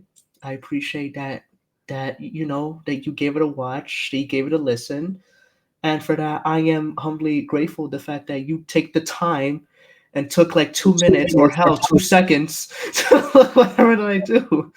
So and funny you mention that too because I was working with this producer and he got so mad because someone bashed his like his recent song. I'm like maybe it's not your best. If it's not your best, that's okay. I have failures. I have people that didn't like what I do. So Right. do I take it personally? No. I just do better. I listen to what they say. I say, okay, so what do you want me to do to make it better? I'm willing to listen. Let me know what I can do. If it sucks again, I'll keep doing more. And I'll keep doing it and doing it until it's perfect. I will admit I can see both sides. First of all, I understand. I'm trying to get more to the point where you're at, but it's as an artist, it's hard. It's hard to be told that you didn't do something great, especially when you pour your heart and soul into something.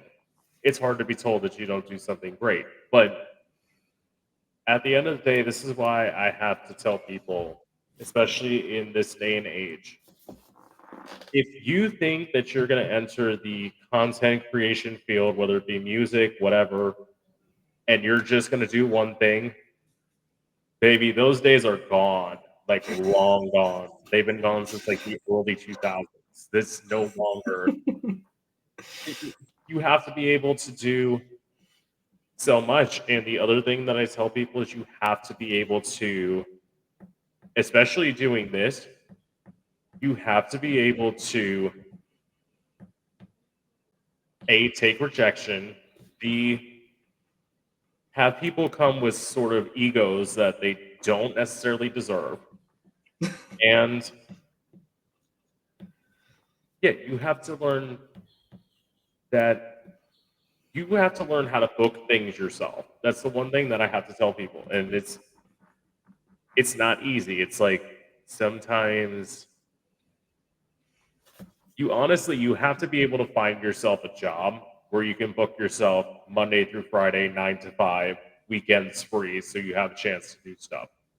And you have to be flexible to work with people on their time zones. That's why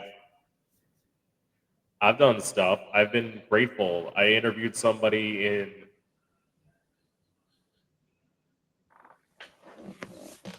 I think the furthest I interviewed somebody in Shanghai one time, and it's like the facts where they weren't available till noon their time. So it's like sometimes you have to sleep during the day and then like wake up at midnight to start an interview. And that has to be fine with you. And if it's not, if you're gonna have an ego where it's gonna be like, oh, you know what, fuck you, I don't have time for you, you're not gonna last. Hmm. Yeah, I agree. Oh man, just again, like everything you say right now, like it's on the ball.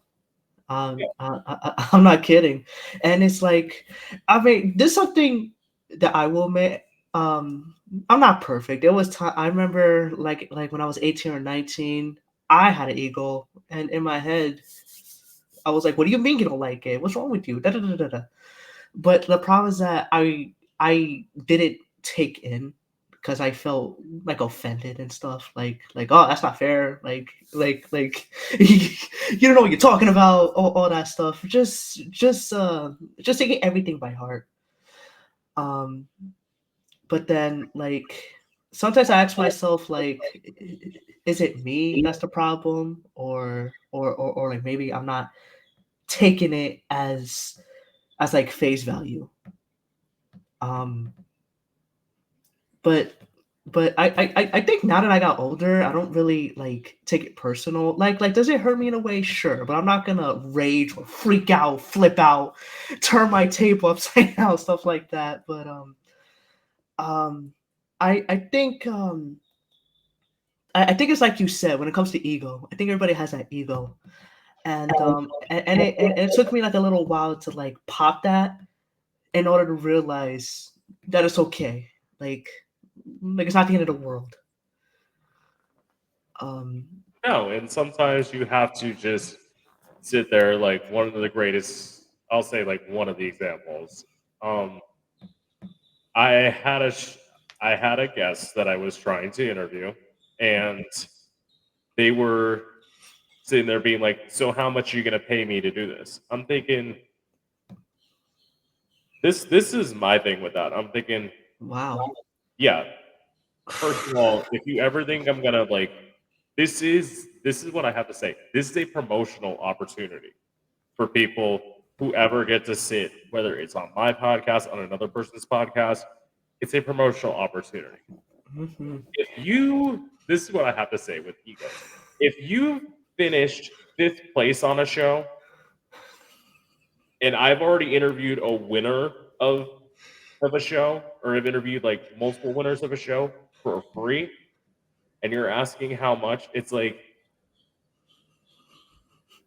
first of all, it's like yes, theoretically, this person may have a bigger following than I do, but it's like It's like at the end of the day, I don't want to like say this to brag. I'm just saying this because it's true. It's like I have people who have over 100,000 followers that I've interviewed that follow me on my page. If they see what you're doing, they may go check out your stuff.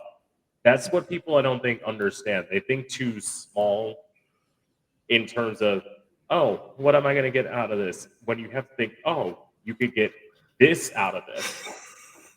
You could get all of this. You can have somebody in other countries see who you are, and you're focused on the. Which I'm not saying you should do everything for free either. I'm not saying that. What I'm saying is you have to have a healthy balance of sometimes you'll do something for free, sometimes you won't. And eventually that's how you end up developing connections with people.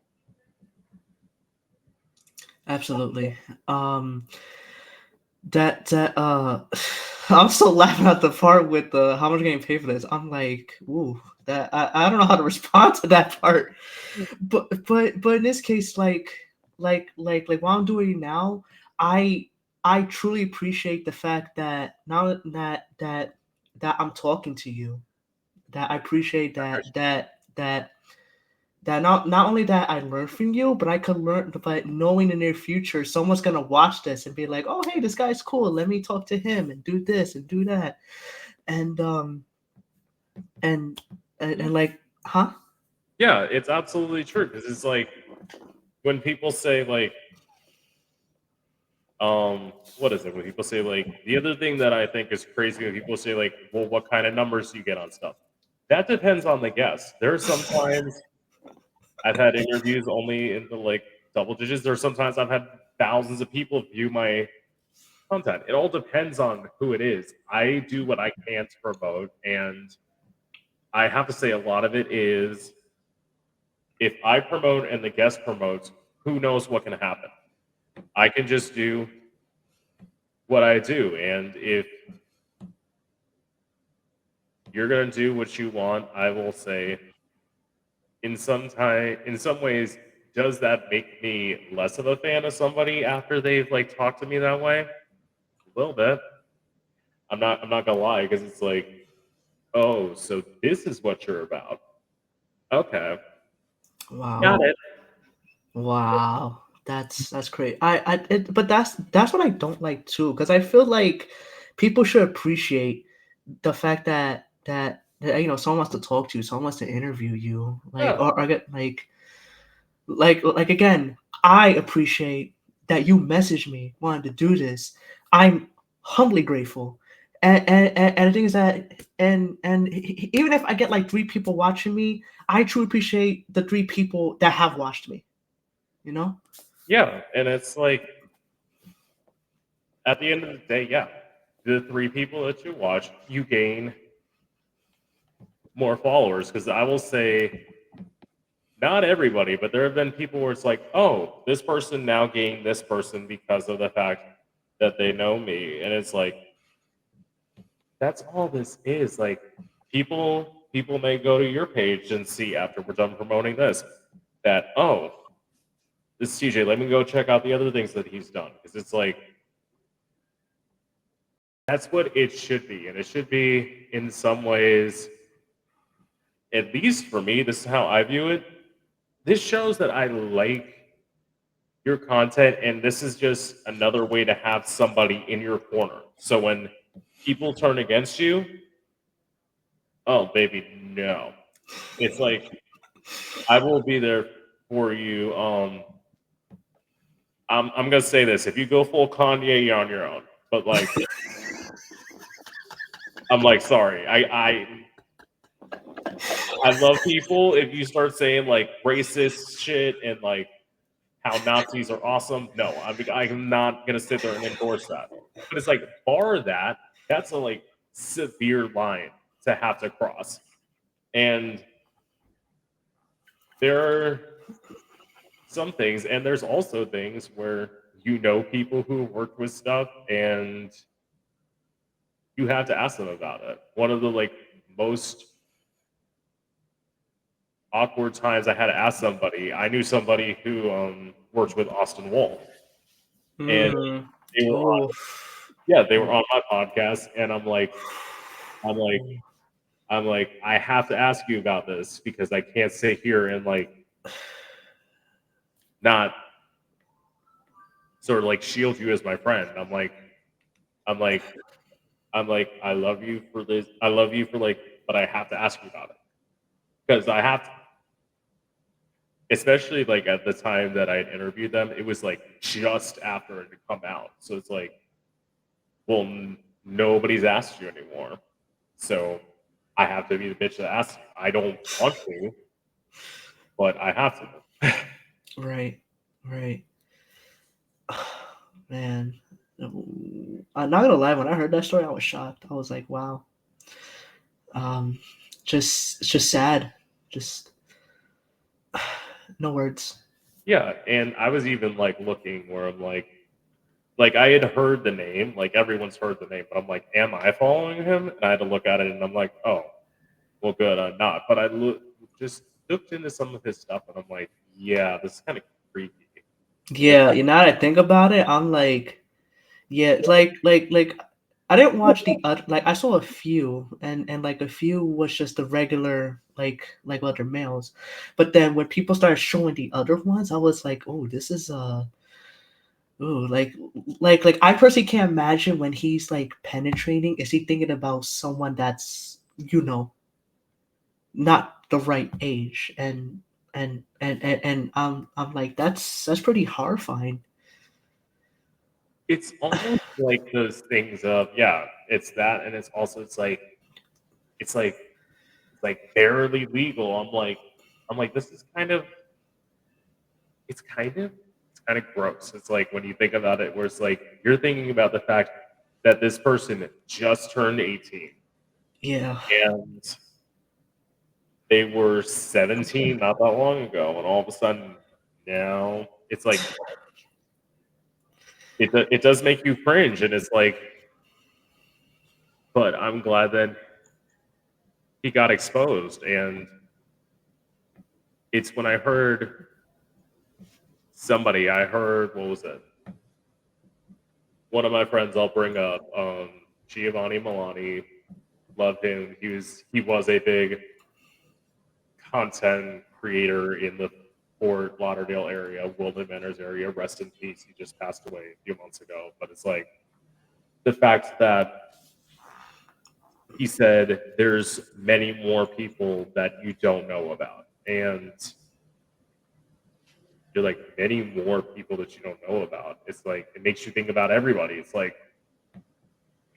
well, who is this? Or it's like a person who works with exclusively twinks. It's like, are they working with twinks because they like twinks, or are they working with twinks because of the fact that they're young? It's like you think about all those things, and in some ways, it does. You try not to think because if not, it's going to skeeve you out, and that's not necessarily something you want to think about when you're trying to like enjoy yourself. But at the end of the day, it's like it's brazen. Especially the way Austin Wolf was doing things, it was fucking brazen what he was saying. And the fact that they let it go on for so long. That's why when I tell people, and this is 100% true, the Me Too movement did not happen in the queer community. Like, it happened for women. Work, love that. It's amazing. It's so good that this happened to you. It did not happen for queer people. So, if you're queer, no matter what, if anyone wants to, in any industry, they can take advantage of you, and they're not really going to care. And that's sad. Mm-hmm. Yeah. It's crazy. But I mean, I think someone mentioned it too about, would you join, that type of industry? Me personally, no. I'm just independent. Like with the content that I do, along with the music that I also do, like as well. Again, I just enjoy, just meeting people and just working with people and just overall have a good time. It's almost like, and again, you can correct me if I'm wrong. I'm going to say this from the music standpoint, especially. Mhm. They'd have to offer you a decent amount of money for you to sit there and essentially you're independent. So you now own everything. So it's Yeah. like to Yeah. give up that control for essentially, and again, I think I've seen some of your music. If not, you can correct me if I'm wrong about this. So in a way, it's almost like if you were to go to a record label, you would almost essentially use them as a distribution company. Is that a Pretty fair much. statement? Yeah. Yeah. So that's another thing. That's why I don't like to sign in record labels too, because it's like once you like you know the old saying, the pen is mightier than a sword. It's true, because it's like once you sign that black ink on the paper, they own your life, and it's like I can't really see myself doing that. I was almost to the point of actually doing it. And the thing is that I think the problem is that people sign bad contracts, and it's like some people they don't really read it. And if I'm gonna read something, I want to make sure I have a lawyer present with me, because I want to know what I'm signing before actually signing it. Right. And you know that, especially now, they're going to be like, when you be like, oh, yeah, let me bring in my entertainment lawyer. You're what? Because they don't want you to know what you're signing.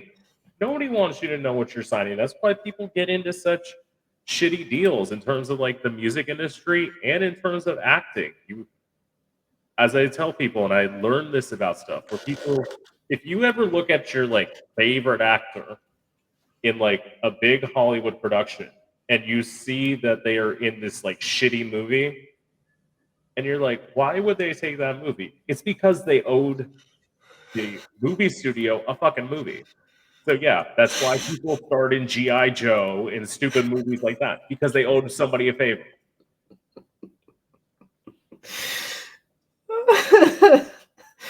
Oh shit! I can't. It's funny as it's true. Oh my Yes, god. it is.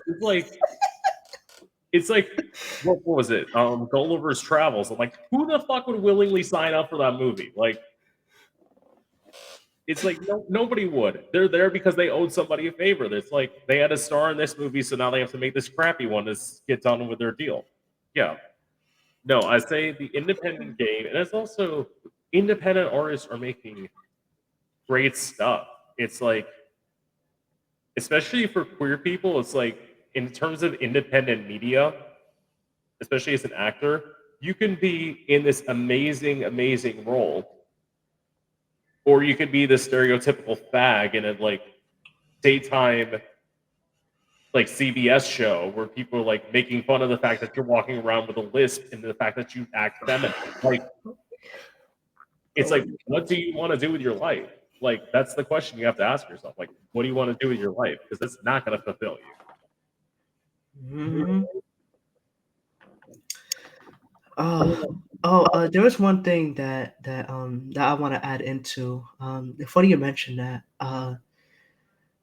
When I was like 17 or 18, people tell me, "What do you want to do?" And I said, "I want to do music." And then people keep telling me, "Oh, that's not a music career. That's not a choice.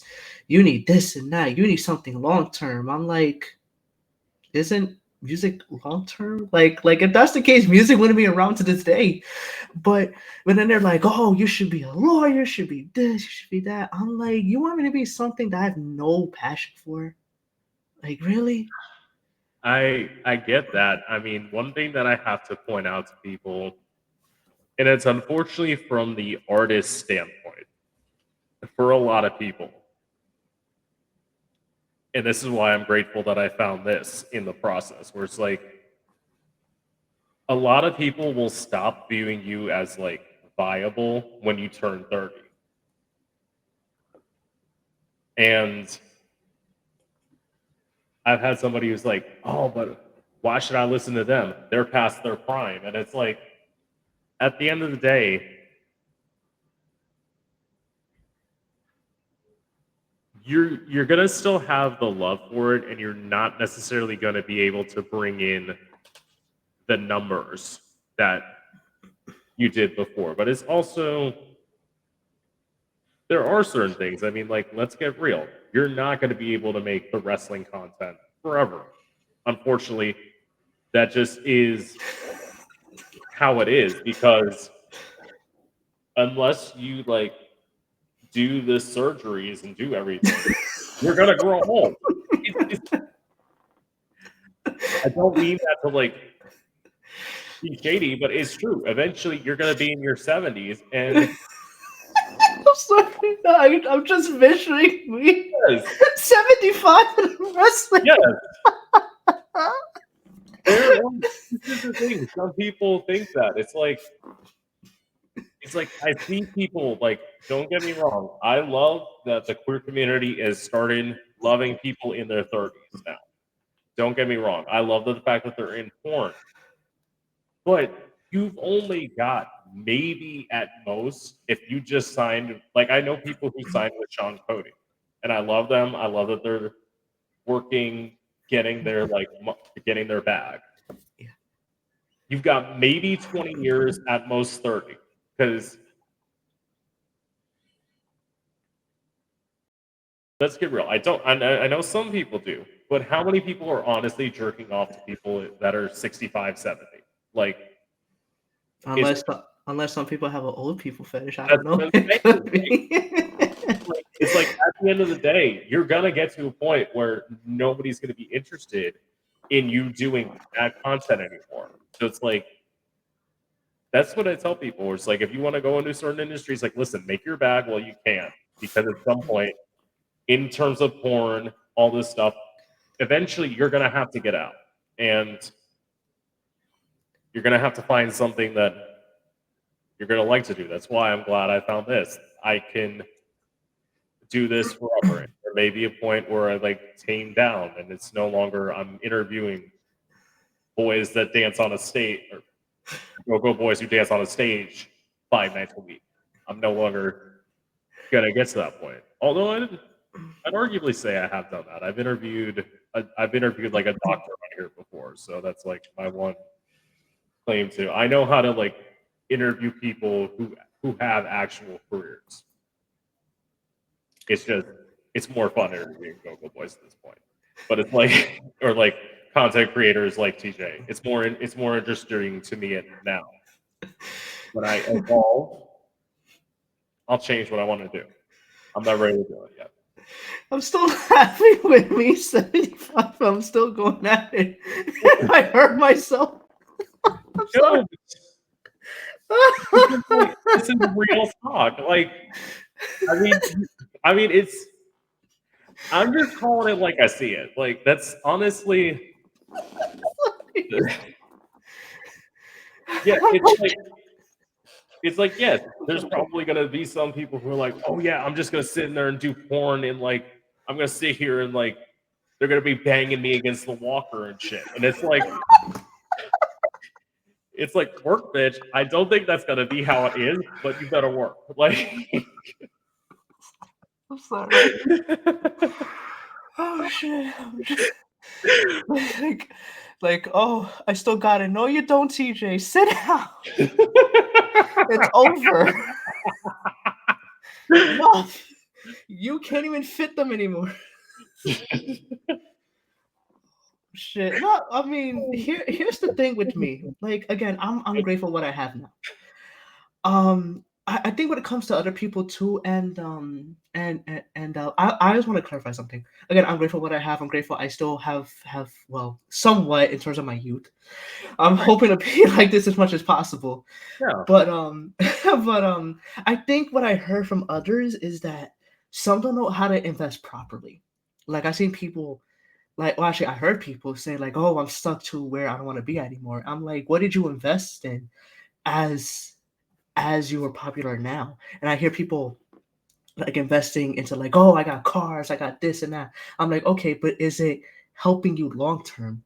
For me, like whatever profit I make, I save it enough to live like a better life as I get older. And I think a lot of people don't seem to do that because they take advantage of what they have. But then when you keep doing that, you won't be able to enjoy what you have as you get older. For me, like let's just say I can't do what I do anymore. Like I'm 60, right? I turned 60, but at least I have an investment to live like I get to live the remaining of my life knowing that not only I did what I did, but I invest enough to just be happy for the rest of my life.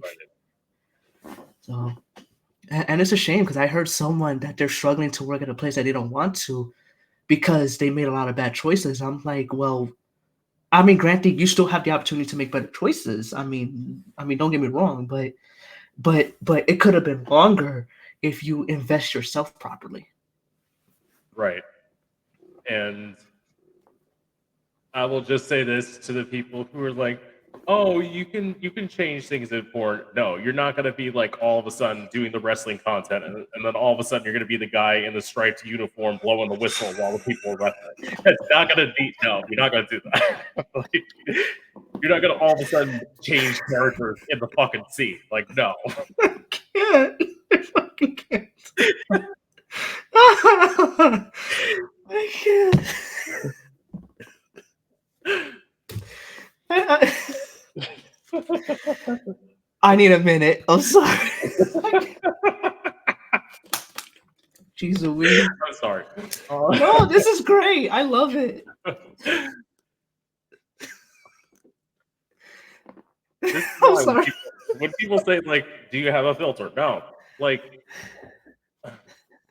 It's fun. Don't keep it that way. no. No filter, the better. It's the end of the day. It's like with the people who are like. That's why when people say like the thought about having kids, I'm like, this is the thing. I get somewhat nervous around kids because it's like at the end of the day, it's like you can't freely speak yourself around children. You can't be like, look at somebody and be like, "Shut up, you hoe!" Like you can't say that. Like, well, no. This is what I arguably say. I say there's a difference between like people that live in the city or people that live in like the suburbs. I'd even argue Port St. Lucie is the suburbs. It's like you say something in front of a kid that grows up in New York City, they've heard like 1,000 things times worse on the subway than they would in any conversation that you have with your children in the room. And not only that, they're going to see things that are 1,000 times worse. I know the subway's crazy, but it's like it's also like free. Well, not I wouldn't say free. It's honest. It's real life. It's not a make believe fairy tale land, which I feel like a lot of people want to raise their kids around now. I think people need to live around honesty to kind of get a better point of view on things. You can't just shelter people, because then they're never gonna learn, what's it like in the real world. Yes. Okay. So, so what's your relationship to drugs and alcohol? I don't do any. No, I'm serious. I don't do anything. Has it like always been that way, or is it just like you got to a point where it's like I'm gonna be sober now? Well, I mean, I drink occasionally. I'm not much of a drinker, and I don't really do drugs per se. It's just not my thing per se. I mean, I don't have any issue with it. I just don't do it. Especially like being in Port St. Lucie, I'm going to point this out. People are doing the same shit, and it's like no, I'm going to be real. I was on Grinder in that area. Let me tell you what people are looking for. They're either looking for weed or they're looking for Adderall. They're not looking for anything else. Like, Wow. yeah, I never used Grinder. I'll be honest. I never used any of these sites, so I have no clue what's it like. okay. Well, I'll answer this question first, and that leads. Well, actually, no. I'll ask that first. So Okay. then, how do you find people? Um, Twitter, Instagram, Snapchat. The thing is that I usually go for the hashtags. So it's like if I put gay wrestling, mixed wrestling, um, kinks, gay kinks, and then lo and behold, like I just find it. Right. Okay. Yeah. So that is amazing. First of all, yeah, it's it's the same crowd. There are too many like DL guys, especially in Port St. Lucie. It's just too much. Um. So in answer to my question, I don't really do anything either, and not like in terms of drugs, it's like I would say this, especially with like now with the fentanyl epidemic and everything, you don't necessarily know what you're getting. And that's probably why, and plus the idea of like, oh, let's sit there and do G, let's sit there and do K, let's just sit there. It's like, but do you really need to be fucked up on shit to have a good time? Like that's it's like it's especially like with all of this, it's like if I go into a room with you, who knows what the fuck is gonna go on?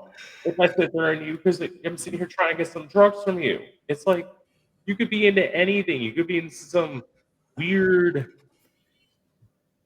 weird shit. And it's like, believe me, as we pointed out before, we've seen Jerry Springer. Jerry Springer used to have the craziest shit.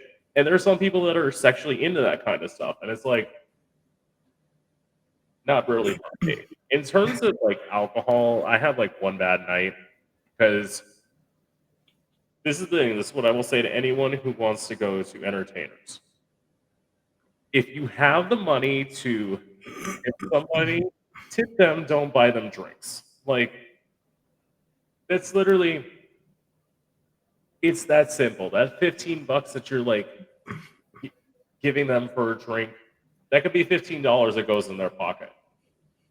And that'll be for some people one less sexual favor they have to do for the night. Like, in all honesty, like, don't get me wrong, love it, pro sex worker, you do you. I'm just saying that, like, it's better, yeah. So, like, I did have a night where I almost got a DUI. That kind of stopped me from drinking when I was performing. So it's like, Oh wow. yeah. As I say, you live and you learn. Wow.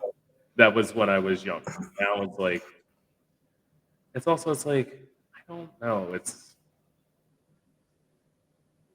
I guess, and I don't know, maybe this is a little bit for you. I like being able to be in control of things. And I like necessarily like knowing my surroundings.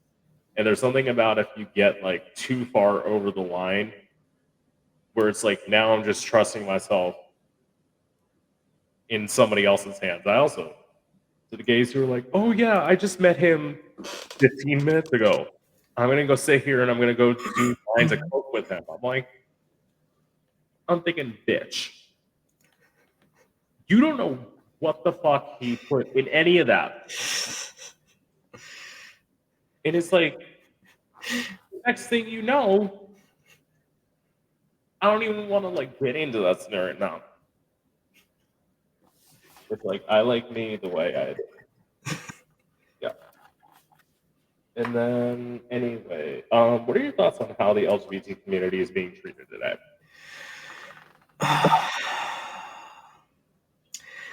I think a lot of people still don't know what it is. I think people are still ignorant, even in terms of today. People still think they have, STDs, and oh, you can't mess around with them. Oh, they're. I'm, I'm like, really? Why are we still living like it's 1900s again? Come on, like. It's like we're past the 80s. I will say this. When people are also, it's like, but you never know. It's like, this is the one thing that I will say to people when they're like, you never know. It's like, he might have a girlfriend. He might have this. I'm like, stupid. That's usually the person. If you're going to hook up with somebody, that should be the person that you're going to hook up with. Because that's the person who's going to sit there and is tested because they don't want to bring anything home. Like, and I'm saying this to be clear. That is a person you fuck. That is not a person you try and start a relationship with. Everyone who's like, oh, I'm gonna be with this man. He's got a baby mama who's like, and they're like dating each other. They're like in love. No. Oh, that's weird. I'm not sure what happened to my camera. Can you still see me? You are frozen. I guess we're gonna. No, that's weird. I'm not sure what happened. I can still hear you. That's the good part. So like, why am I in a frozen? Am I in a frozen face mode? I have no idea. Oh boy, I don't know what's going on. They probably don't want me. Oh, That's I don't know what just happened. Let me try it again. Perfect. There you go. there you Yeah. go. Okay, yeah, yes. So what was I gonna say? Oh, about the LGBT community. Here we go. So it's like I feel like we have it good overall in the United States. I mean, granted, it's getting worse because of Donald Trump. Let's just get real. It's getting worse. But I mean, it is. Like, it's getting worse. But when you think about the fact that you have people dying in the Middle East for just simply being who they are, Yeah, it's sad to say you could be getting executed. Like, it's crazy. I. and okay, this is one thing because clearly I left Florida for a reason. So hmm post Trump this time, I don't know like how involved you are in the community, but like how are things going? The last I checked, they had it's pretty mixed, I should say, cause like when I was driving one point, they had like a whole Trump line that shows like support of Trump, and then like literally a few days I saw another one that had like Kamala. Yeah, So I'm like, me personally, I'm gonna just say this: I'm not really political. right. I mean, at the end of the day, I just like to work with people and for me, I will say this: I never voted either. Um, like again, I'm not. It's just I didn't grow up being political, so it's like I was never really like involved into that much. That's why I'm maybe not get with the times of like how it is. But the thing I remembered was just like one point you have a Trump rally going on, and then you have a Kamala rally literally like a few days later, and like believe it or not, I actually still see it like in several parts of Port St. Lucie. So it's like I've been to a house had like whole Trump, and then literally like I go somewhere else, Kamala this and that. I'm like, Yeah. it's a lot. It's honestly, I would say this like just for people's reaction, it's kind of why I wanted to be in Detroit. Because let's just say this, like, I'm not going to say entirely, but overall, this is very much a was very much a Kamala area, especially like the city of Detroit, not necessarily Michigan itself, but the city of Detroit. And being here after the election, feeling that overall there was a sense of loss was something that I can't necessarily describe to people. But I didn't. I knew, like as I said, like this was the thing that I remember saying when I was moving. I'm like, whether it's good for whoever wins or it's bad for whoever wins, I do not want to be in Florida when this election's done. That's the one thing that I remember telling myself. And I was glad that I was not in Florida when the election happened because it's just it was a time, and it's like especially now, like I don't know what it's like in Port St. Lucie, but I know for a fact in Stewart, I saw somebody like one of my drag sister was like sitting there live streaming where people were ICE agents in unmarked cars were sitting there and like arresting people, and I'm like, Wow, this is this is wow. where I'm like, this is why I didn't want to be in Florida because this is the kind of stuff. I'm not saying Wow. that it couldn't happen here because stuff can happen in Detroit. It's not like I'm unfamiliar with Border Patrol. I see Border Patrol all the time. I'm right near Canada. Like it's not like I'm not used to seeing Border Patrol, but the fact of like they're just going to people's doors and knocking on them, like trying to get people and like take them away. Yeah. It's it's not necessarily something I wanted to see, and I'm hoping for in some ways things to get better, although I'm not optimistic. I'm pretty sure they're going to get worse. That's honestly just a sad state of things, at least for the next 3 years. I don't see things getting better. I see them getting worse. Do you feel like the next election may be better? I would say it depends on who's running. Actually, in this case, unless for some reason the rules are changed, Trump's out. So it's gonna be 2 entirely new candidates. Now, I would say this on the Democratic side, they're gonna have to get this is what I would predict just based on the way trends have happened recently. It's probably going to be a Democratic candidate the next time, but I don't know who it is, and I feel like people need to be making smarter decisions on who they're deciding to put on the ballot. But I would say I honestly see a Democratic candidate winning only because of the fact that Trump's going to do stuff to where he's going to sit there and basically go against everything that he promised when he was running. And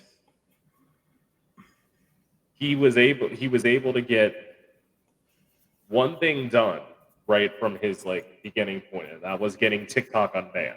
But what a lot of people don't realize is that if you go look into research further, Donald Trump was also the reason that TikTok started getting banned. Was because a lot of the things that he signed bills during his first presidency that are just being enacted towards the end of Biden's term. So I think he's going to fuck up enough to where people are going to realize that they're going to go well, actually, I say it's going to be one of two things. Either they're going to go the other way, or you're going to have people essentially give up, which is something that I very likely see happen. A lot of people who are going out and voting now are just going to stay home, which is sad. But it is what it is. Yeah. And for this final question, what's the biggest misconception about you? Sorry, can you say that again? I think you said something about misconception. What's the biggest misconception about you? I think sure, that's a good question. That's a great final question.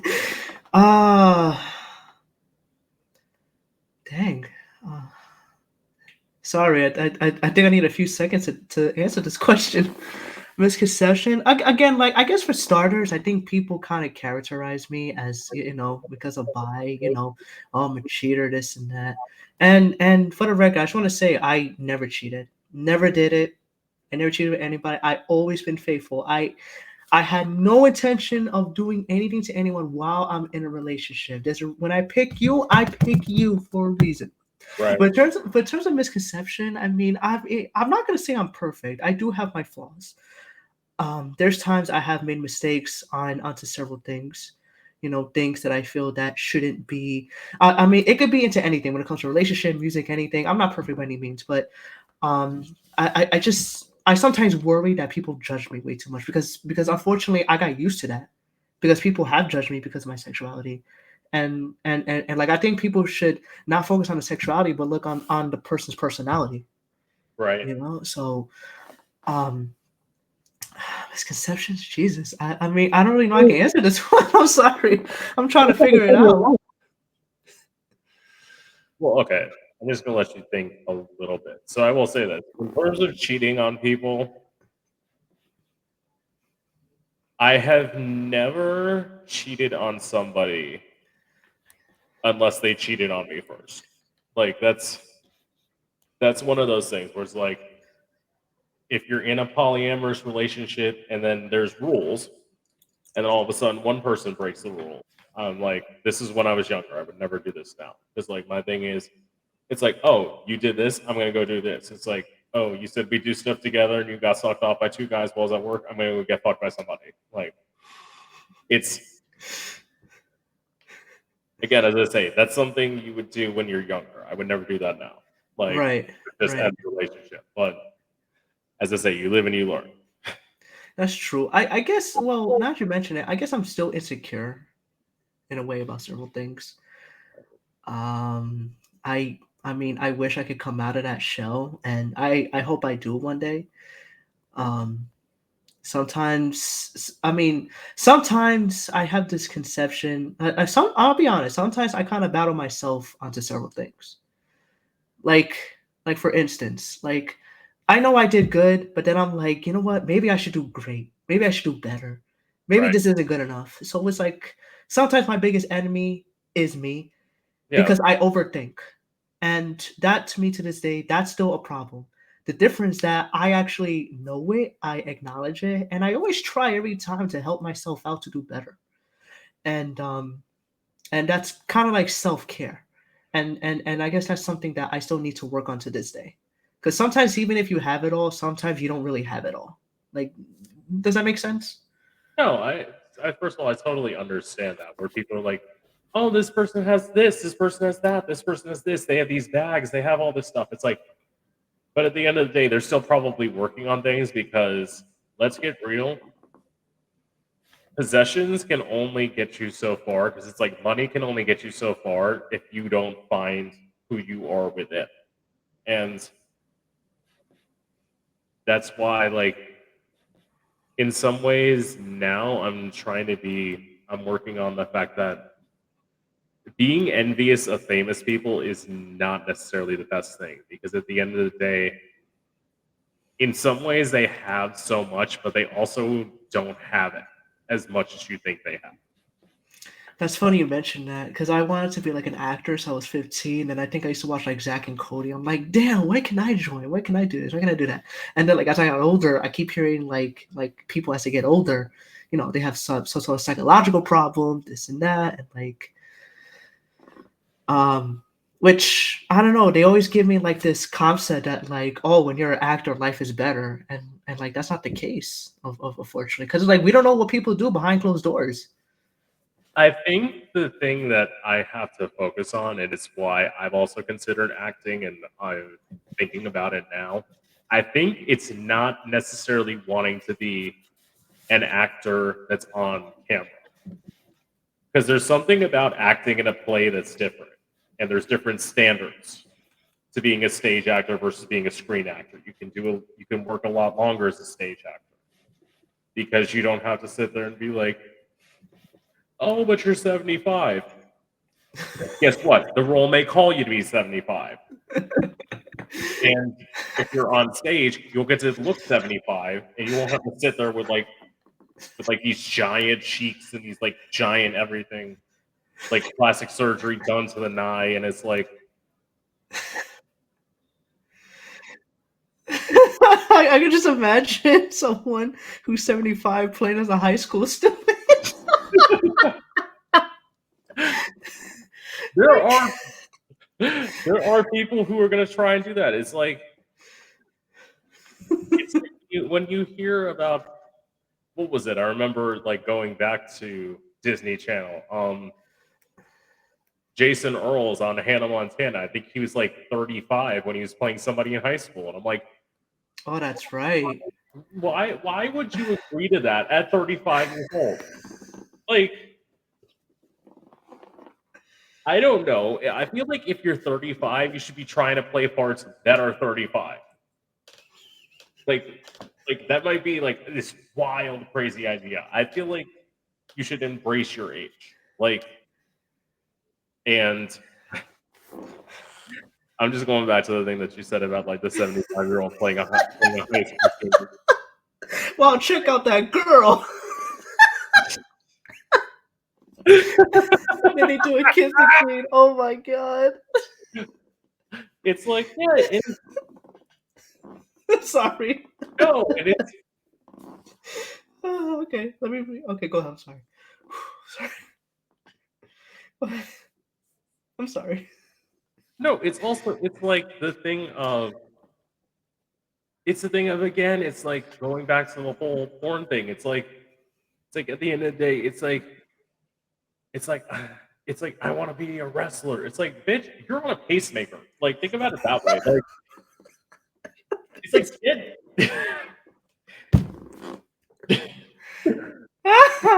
It's I'm like sorry. it's even for you. You're gonna wrestle someone that's in a wheelchair. You're gonna put me like in an oxygen tank. All right, I'm ready to kick ass. No, you're not. Go back to bed. But Oh, again, it's like there's nothing wrong with it. It's also I will say I do feel bad for people who come out when they're like I'm like, granted, yes, at 65, if you want to come out of the closet and admit that you're gay or bi, whatever, it's like I, I'm like, live you, be you. But at the end of the day, it's like you also missed a lot. Like right. it's like there's something to where at some point you just have to give up because it's like this is the thing when I think about people who like, yeah, if you want to do stuff when you're in your like 30s and 40s and 50s, even 50s, like 50s is where I feel like you should stop trying to do stuff. Like being in the bathhouses and all that stuff, it's like I don't know. It's just maybe you need to find something else. Maybe you need to just I can just imagine. Like you're Terminator, like you're 75 and like you're saving a girl who's like 21 and you found love. Like, oh no, what do you do? first of all, 75 and 21, let's get real. 75 and 21, she's after your money. Um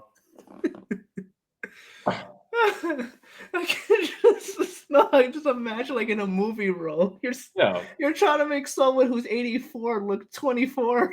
Like, no, that was 60 years ago.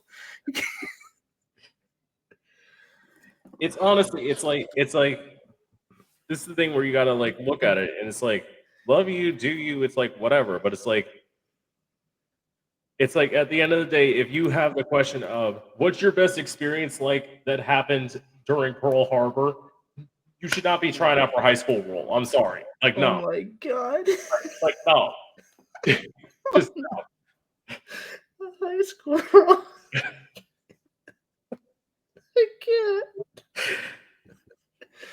Oh my god. which again, this is not being ageist, this is just us pointing out facts. Like I just find it comical because it's like I'm trying to visually see how this will play out. But the thing is that like look, when it comes to acting, I see people act, as they get older. I mean, I don't see anything wrong with that. I actually see people sing. What's her name? Patti LaBelle. She's 80 something and she's still going at it. right. That's crazy.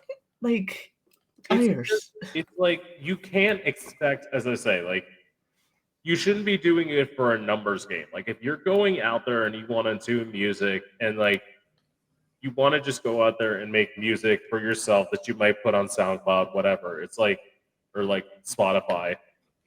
And you got to understand that you can do it, but if you're 50 years old, nobody's going to be sitting there doing a TikTok dance to your song. Like you have to like face that. Can I do a TikTok dance with some Beethoven? I mean, I want to see how that works. No, it's almost like it's like what is it? Madonna's coming out with a new like the Oh Confession yeah. on a Dance Floor album sequel. It's like it's like bitch, you're in your 60s. It's like it's almost like it's like if you're sitting there like and you know it she's not going to do it because here's the thing, I will say this. I love Cher. Like Cher is like one of my favorite singers. Oh my gosh, Cher, Aaron, yeah. Cher did like doing aging properly and like wearing skimpy clothes properly. Madonna's not gonna do that. Madonna's gonna sit out there and she's gonna like try and sit there, and it's almost like with Cher, you kind of forget the fact that she has kids, where it's like Madonna's. I remember in 2015, she did this song about sex. I'm like, but don't you have kids at home? What are you doing talking about making a bed squeak? You're in your 50s. Like, it's like, no. Yo, this is gonna be a comedy at this point. This thing. I know. We just got there. Okay, so I have I'm to answer sorry. this question so we can get done. I'm sorry. So I would say the ones that, by the way, this first part, I would say some people think I'm shady. I clearly haven't proved that in the last like 10 minutes. But it's like at the end of the day, it's like it's not shade to call things as you see them. And I feel like more people should just call things as they see it. People would be happier if people were just like, it's like, what do you think of this? And it's like, it's not that good. And, or it's like, it's not that good. Here's where I think you should improve. This is what I say is if you have constructive criticism, that's fine. It's when you just tell somebody, oh, that's bad. Like, that's where I think you get into problems. So that's one of them. And then the other one that I've been told is that I'm intimidating, which I kind of get it. I'm not short. I'm 6'3", so I'm like I'm kind of tall. So like, and in heels, I'm even taller. So like, I understand that, but at the end of the day, have a conversation with me. It's like I'll talk, I'll chat, I'll be like, "What's tea? What's good?" It's like, "What's tea, boo?" Like, it's like, yeah, you just gotta have to like know how to do things and sort of, I would say, spread love in the world because that's honestly what you should. It's like if you're, it's almost like, and I'm trying to get out of this because it's very easy to like get yourself into a negative place. If you just sit there and automatically go to negative spaces, it's not necessarily the best for you, but there's some things that like you can joke about and just like laugh and be free. And you have to learn that some ways you can act some ways around certain friends, you can interact some ways around other friends. And once you learn that, you're golden, you'll be good forever, and your life will be complete. Right. Yeah, definitely. I agree, man. It's just my God, what's wrong with me today? Sorry. Uh yeah, it's again, like the thing I want to say is like when you mentioned that you're intimidating stuff, like for me, I don't mind people having a different point of view about things because not everybody is into the wrestling. Not everyone is going to agree with the things that I do. And you know what? That's fine. I'm not expecting people to agree or I guess accept it, but at least like like it'll be different that they say something nasty towards me, but it's another to like agree to disagree. That's Right. just how I kind of grew up with like I know people may say, "Oh, I may not agree with your content, but at the end of the day, I still love you. I'm there for you, this and that," and like that's fine. I don't have a problem with that. But to go attack them for just doing what they love to do, I think that's above the line. But again, like some people may not agree with the opinions you have, and you know what? That's fine. There's like Right. everyone's gonna have a different point of view onto life, and I think life would be boring if everybody was the same. But I just It's almost, yeah, it's like if everyone has the same opinion, well, first of all, there is a place where everyone has the same opinion. People are like, it doesn't exist. Yes, it is. It's called North Korea. But it's like, Oh my god. Oh shit. I was not expecting that. Oh my god. Ooh. But I mean, there it is. Everyone has the same opinion. Why? Because they were brainwashed to have the same opinion. Like Oh shit. Yeah, I it's was not expecting that answer. I was like, damn. Dang. I was like, wow. That went dark. It's dark, but it's true. It's like that's the only way that everyone's gonna have the same opinion is you can educate people and you can try and tell people your opinions and show them facts and show them figures. It's like, but at the end of the day, people are gonna think the way that they do. And I would say in some ways there's a certain point to where and this is another thing that I will say. Some people think that you can't change older people's opinions, and this fits in the same thing. It's not true. All you have to do is you have to point out facts to them. I remember sitting with this woman who was like my babysitter when I was younger, and I remember she was like older, and she was telling me about this discussion about how FDR was this great person, and she was saying how she was a Republican. I'm like, you know that FDR was a Democrat, right? It's like that's all you got to do is you got to like point out the facts. Like it's simply there. It's like that's all you have to do is like point out the facts, and that's all you can do. Now, I would say that works in certain parts of the world. If you're like talking to your 75-year-old grandmother who's like lived in small town Alabama her whole life and still like refers to black people as the N-word, it's like that person you're not necessarily going to be able to like change their mind. And you shouldn't try to. But it's like if you have someone who's like open to listening to you, just have a conversation with them. I almost like I think that's right where people say that. I feel like a lot of people allow themselves to be in echo chambers, and I feel like that's what kind of guides their point of view. Yeah. I mean, all I can say is like you can't help everyone. So I mean, you can try, but at the end of the day, like I feel everyone's gonna be different no matter what the circumstances are. Fortunately. Yeah. Let's see. Hmm. I'm trying to like end this on a positive note because it's kind of negative. No, it's okay. I have a positive note. Yeah, Follow this amazing Prince Electra Diamond. thank you. And Awesome. I've enjoyed pretty much almost the 3 hours that I had a conversation. yeah, I would say for those who are following me, check out the content. Check out other that oh stammering, I can't stand it. That you also interview. yeah, You have a YouTube channel, right? yeah. I do have a YouTube channel. Yes, where it's going to be posted to. Everything's Prince Electro Diamond. Pretty much everywhere that I go, there's different like iterations of that. And your TJ Rules on everything except Yes. I believe your TJ Rules productions on X, right?